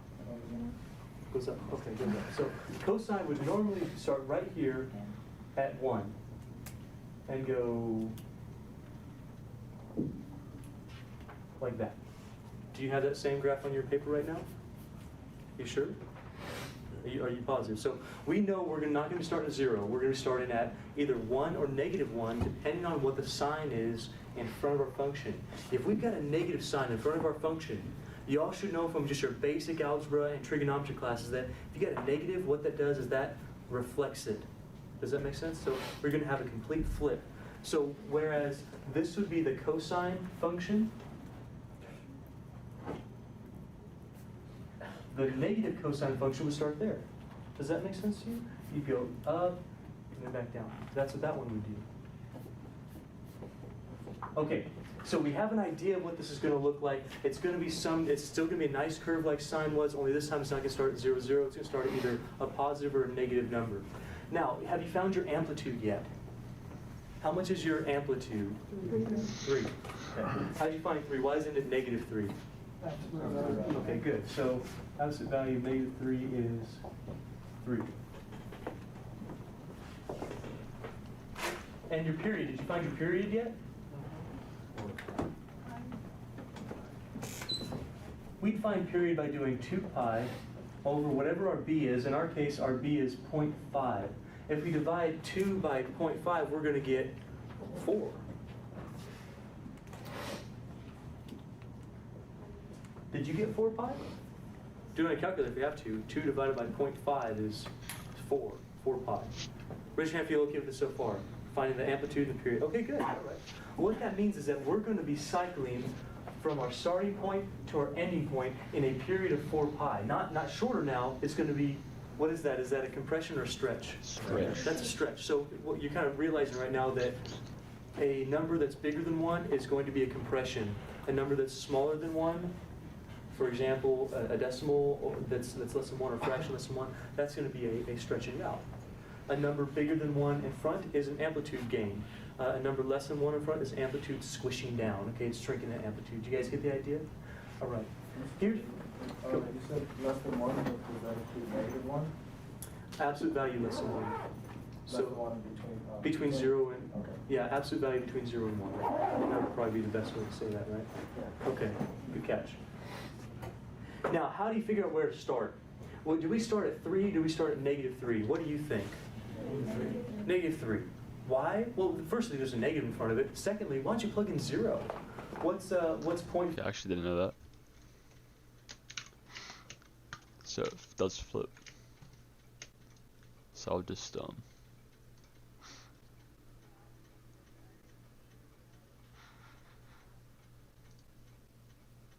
it's not what I wanted.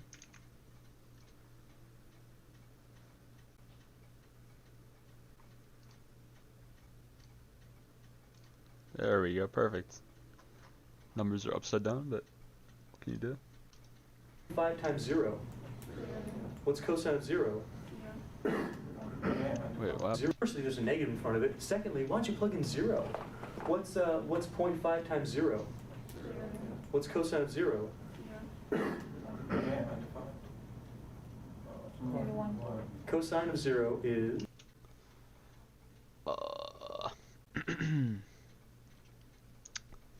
Zero. Or, wait, no. 1. 1. Look at you in the circle. You got to know these things, at least the simple ones. If you don't know sine, cosine, tangent of at least 0, pi over 2, pi, and 3 pi over 2, and 2 pi, you need to go back. Do it today, do it tonight. Make sure you know at least those ones. I mean, those are huge, okay? You also should know the pi over 3, pi over 4, pi over 6. And then you can use reference angles for the rest, but you need to know those at least 4. You with me on that? You got it. It's got to be tattooed on your brain. Hurt, but do it. Or on your forehead, if you read it backwards in the mirror, get it down. Cosine 0, 1, right? So cosine of 0 would be 1. What's 1 times -3? We're starting at -3. So we are starting here. Guess what? If we're starting there and my period is 4 pi, I'm ending there. The interesting things have to happen in the middle of our intervals. That's how these work. So if we have a period of 4 pi, what's the middle of our 4 pi here? Something interesting is going to happen at 2 pi. Is it going to be crossing 0, a peak, or a valley? It's only one of those three things. Crossing 0. Crossing 0, remember I've got to go up, peak, come down, and end here. I'll give you a hint. It's going to be a peak, and the reason is the same thing happens in the middle as it does at ends. For instance, if you're crossing 0 at the ends, you're crossing 0 in the middle. Are you crossing 0 at the ends? Then you're not crossing 0 in the middle. That's not what's happening. If you're peaking at the ends somehow, either a valley or peak, you're going to be peaking in the middle. So what's going to happen here? Is it a peak or a valley? It's not crossing 0. Is it a peak or a valley? It's a peak. Do you see why? Wait, what? It's a peak. It's only one of those three things. In the middle of our intervals, that's how it is 4 pi, I'm ending there. The interesting things have to happen in the middle of our intervals. That's how these work. So if we have a period of 4 pi, what's the middle of our 4 pi here? Something interesting is going to happen at 2 pi. Is it going to be crossing 0, a peak, or a valley? I think it's going to be a valley then? Because both the ends are valleys. It's only one of those three things. Crossing 0, remember I've got to go up, peak, come down, and end here. I'll give you a hint. It's going to be a peak, and the reason is the same thing happens in the middle as it does at ends. For instance, if you're crossing 0 at the ends, you're crossing 0 in the middle. Are you crossing 0 at the ends? Then you're not crossing 0 in the middle. That's not what's happening. If you're peaking at the ends somehow, either a valley or peak, you're going to be peaking in the middle. So what's going to happen here? Is it a peak or a valley? It's not crossing 0. Is it a peak or a valley? It's a peak. Do you see why? You can't do this. Okay, this is just one repeat of that same number. So here you're going to have a peak of 3. Huh. That's the only way that can work. It's the only way you can make one oscillation through that, one cycle, and come up with the same exact ending spot. You can't go up, cross here, down. That would do it. You can't do it on that specific value. It's not going to be crossing 0 there. What's going to happen at pi and 3 pi? You tell me that. Cross 0. That's where you're crossing. At pi and 3 pi, sure. Remember, our original cosine function did that nice swoop. Just that was it. We're just making it bigger and longer. So it's going to go up and come back down. Do you guys see where all these points are coming from? Are you okay with that? The interesting things happen at the middle of your intervals. So middle of your interval, that's 2 pi. If you peaked at the ends, you're peaking in the middle. And you're crossing at the other two midpoints of those subintervals. So we'll draw our function. Not real pretty for me, but I'm not an artist. So we're going up, come back down. It's the only way we can complete that graph. Do you guys have a basic understanding about how to do these cosine and sine functions now? How many people do feel okay about it? Might take some practice, right? We'll have to look at those things, go back to these notes, watch the videos if you want to. Have you guys all been to the website, by the way? It's a good place to find at least the homework. And then if you're struggling on some of the stuff, review those videos. Now, there's one more thing that we haven't talked about. We've done stretches and compressions, both with amplitude and with the period. What haven't we done? It's only one of the things. Vertical shift. We're going to learn how to shift it. Yeah, that's a whole bunch of shifting. They're both Oh, shifts. gosh. That's funny.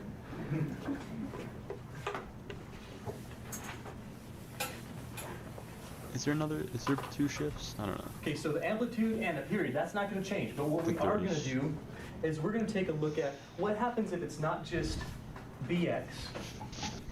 What happens if it's like bx minus something? It'll shift. It's going to shift. We're going to find out how to do this, how to figure out what type of shift it is, and then we'll do an example. Well, the first thing I need you to do, I'm going to work with this one to show you how it's done, but this right here, this really isn't going to give it to you. It's not going to tell you what the actual shift is. You got to do a little bit more math with that. So here's what we're going to do. We're going to force b to be factored out of those two things. So here's the idea. If we force b to be factored, you're going to write it as y equals, the a is not going to change, the sign, you can't change that. But when I say you're going to force b to be factored out of it, you're going to divide both things by b. If I divide both of those terms by b, divide that by b, what do you get? X. Good, x. Okay, and somebody Minus else. C over B. Divide this by b, what do you get? Negative C over B. Negative c over b, very good. Yeah, that we're forcing b to be a factor. Now, whether it actually divides or not, who cares? We're making it divide both of those things. One's going to be a fraction, the other one's going to just be x by itself. Not sure if you're okay with that. See where it's going. Okay. We're going to do the same thing with the cosine. So I'm not going to show the work again. You would just write it the same exact way.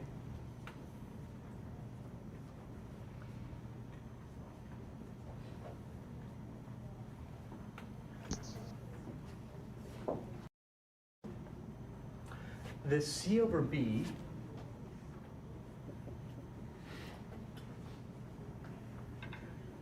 that's where we get our translation. That's going to be a shift along the x-axis. So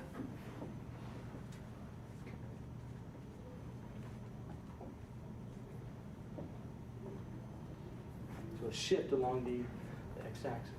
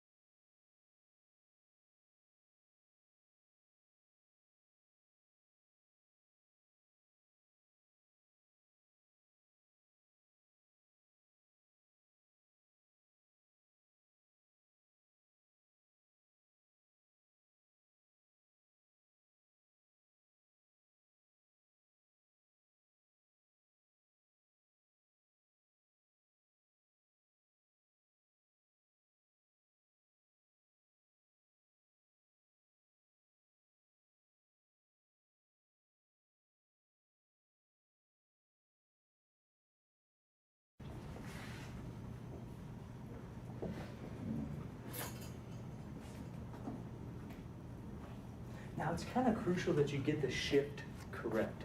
Gotta get that shift right. All right? Make sure. It's fun to say shift, isn't it? A whole lot of shift in this class. What'd you learn? A whole bunch of shift. Letters class, a whole bunch of shift. What we do.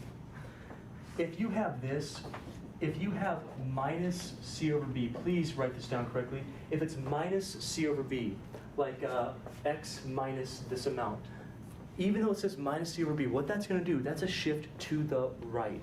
All right, this is defined as subtracting the translation. So this right here, this minus C over B, is a shift to the right.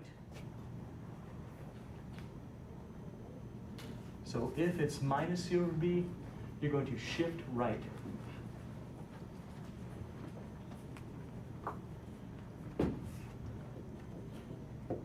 If it's plus C over B, you're going to shift it left.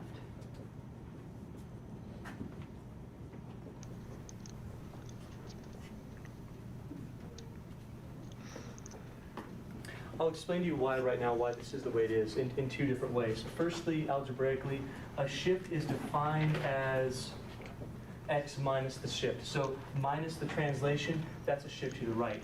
If you had this, check it out.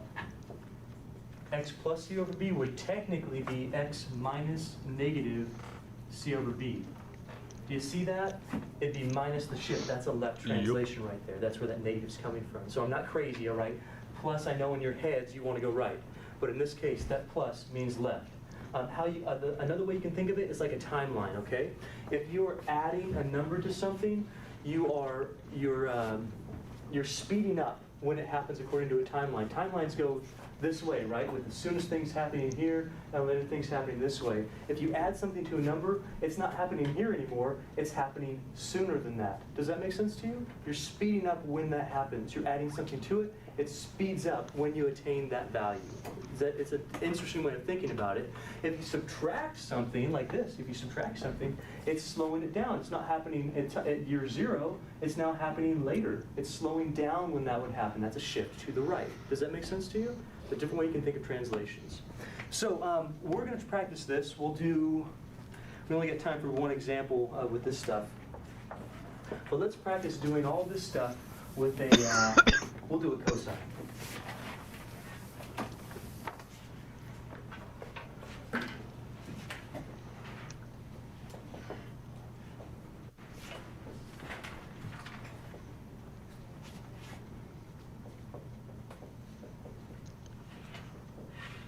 Ooh, that's not fun. Yeah. No, not really. Not really at all. I'm not gonna do this one. Well, if we look back at the notes that I just gave you, what's the first thing you might want to do? Yeah, you're going to force it to factor. Who said that? Good job. You're going to force it to factor. What number am I trying to divide out in this case? 2. The 2. Very good. That's our b, right? We want to factor out the b. So go ahead and make it happen. I'll write on the board as you write on your paper. So the Factor shift b is out. going to be pi over 4 to the left. The 3 doesn't change. I want you to write it like this.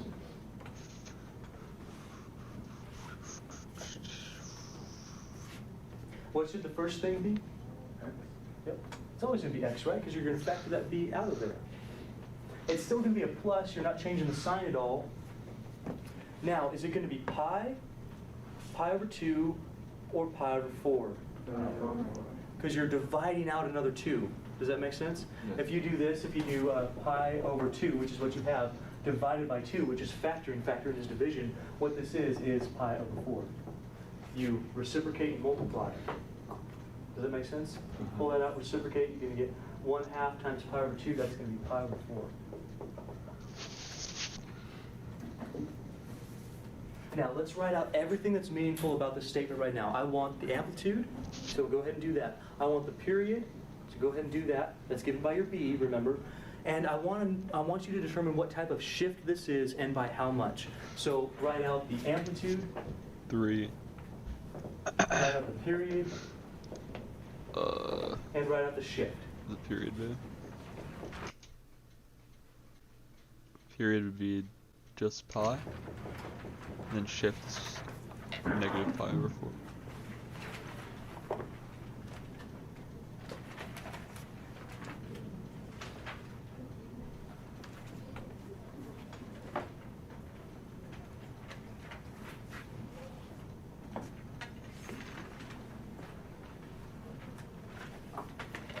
Just think, if you live at home with your parents and you go home and do your homework, and they're like, hey, can you help me with this? You're, no, I'm taking care of some serious shift right now. Right? That'd be a good line. Please, someone try that. That'd be hilarious. Let me know if it works. I always was thinking of those excuses when I was a kid. None of them ever worked. I wasn't that smart. You guys, now I'm giving you all the hints. Okay, amplitude. How much is your amplitude?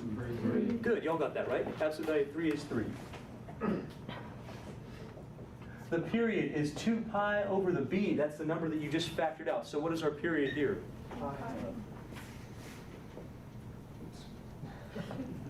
Yeah, you're right. I almost wrote it right there. Equals pi. All right, the shift. Now the shift. Is this going to be a right shift or a left shift? What do you think? Yeah, even though it says plus, your brain wants to think it's to the right, right? But it's not. It's to the left. This you can think of as it's speeding up, it's happening sooner. That's moving to the left according to the timeline. Or if you think about the definition of what a translation really is, it's minus a negative translation. So that is definitely to the left of pi over 4.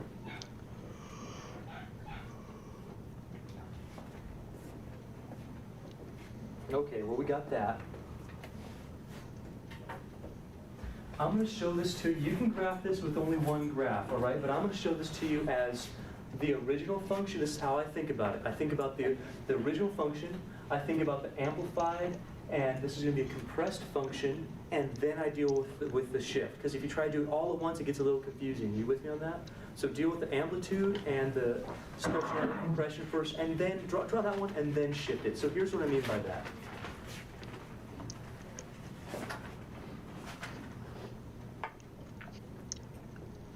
The first thing I know is going up to 3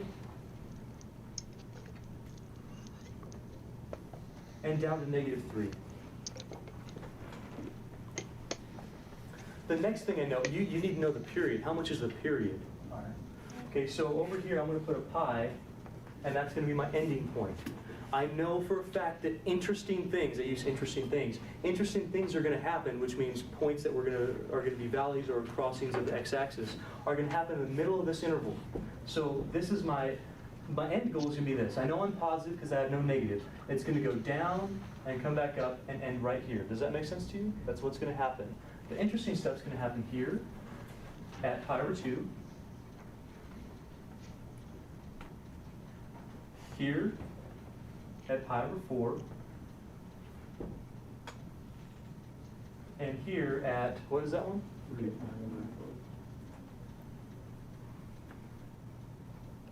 Yeah.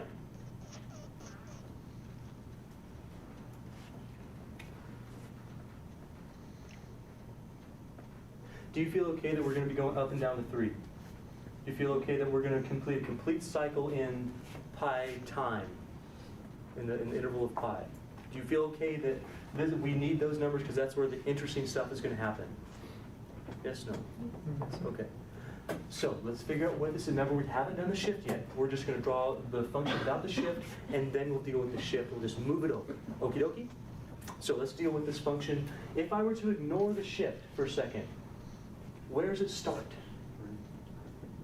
3, it's either 3, because it's cosine, right? It's not at 0. It's either 3 or negative 3. In this case, which is it? 3. Definitely. You plug in 0, you're going to get 3. Remember, not with that, though. You're ignoring that for a second. So I would start here. That means I'm going to end there. Got it.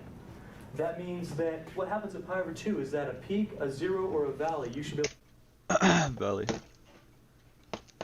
Tell me right now. Valley. Definitely valley. Absolutely. You're right here. What happens at pi over 4 and 3 pi over 4 then? Crosses 0. That's our crossings. So my graph should look like,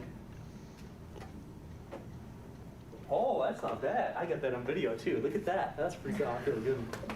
Good job, Leonard. Good graph. That's like the best one I've ever done. My gosh.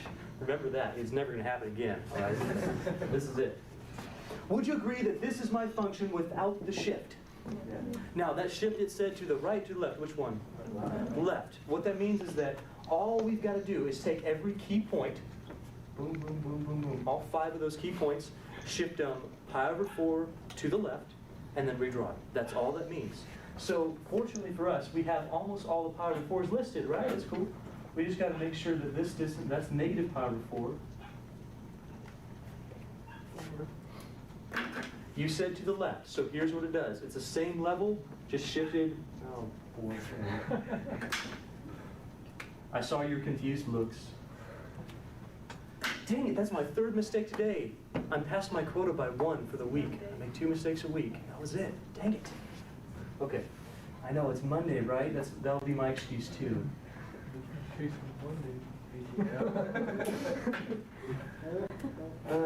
Yes, very good. So what we're going to do is take each of these key points, we're going to shift them one interval of pi over 4 to the left, redraw it. So they're going to stay at the same level though. So this point was at 0, now it's at negative pi over 4, 3. That's right there. This point was at pi over 4, 0. Now it's at 0, 0. Are you with me on how we're doing this right now? This was at pi over 2, negative 3. Now it's at pi over 4. That's pi over 4, pi over 4, negative 3. Okay, cool. This was at 3 pi over 4. We're going to shift it pi over 4 to the left. That's now at pi over 2. This point was at pi, comma 3. Now it's going to be shifted pi over 4 to the left. That's 3 pi over 4, comma 3. We've just shifted every major point to the left. So that's because we have shift to the left of pi over 4. If you redraw it, that'll be the purple line right now. See, I missed. Told you my graph again. We get the actual function. This was the one we copied. You can't do that if you use pencil. Ha ha ha ha. But this is our shifted over version. The purple one's the one we need to end with. Would you raise your hand if you're okay with our shift signs? Good, all right, that's good. Did you think they were going to be as nice as this? It's nice, huh? Do it this way. If you've never done this before, this is a good way to do it. Now, what I do need you to do is you need to review your trig identities in the book. I think somewhere on page 36 or 37. Review those things. We're not going to be dealing with anything super, super duper hard like some obscure ones, but the basic ones you absolutely must have, like tangent equals sine over cosine. You got to have that. You got to have the Pythagorean one down, where sine squared plus cosine squared equals 1. And the derivatives of, not derivatives, that's the wrong word to use in calculus class, but the corollaries from that, such as 1 minus sine squared equals cosine squared. You need those things, okay? You also need like your half angle and your double angle formulas. You need the ones that say sine of 2x is the same thing as 2 sine x cosine x. You need those. Okay, so review those, have them in your head somewhere, be able to use those things, because we will use them when we're doing integrals and derivatives of trig functions. You need them.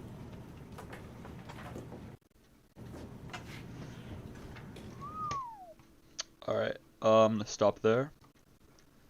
Watch the last review video for this, do the rest of the Paul's online notes, and then yeah. And move on to actual calculus.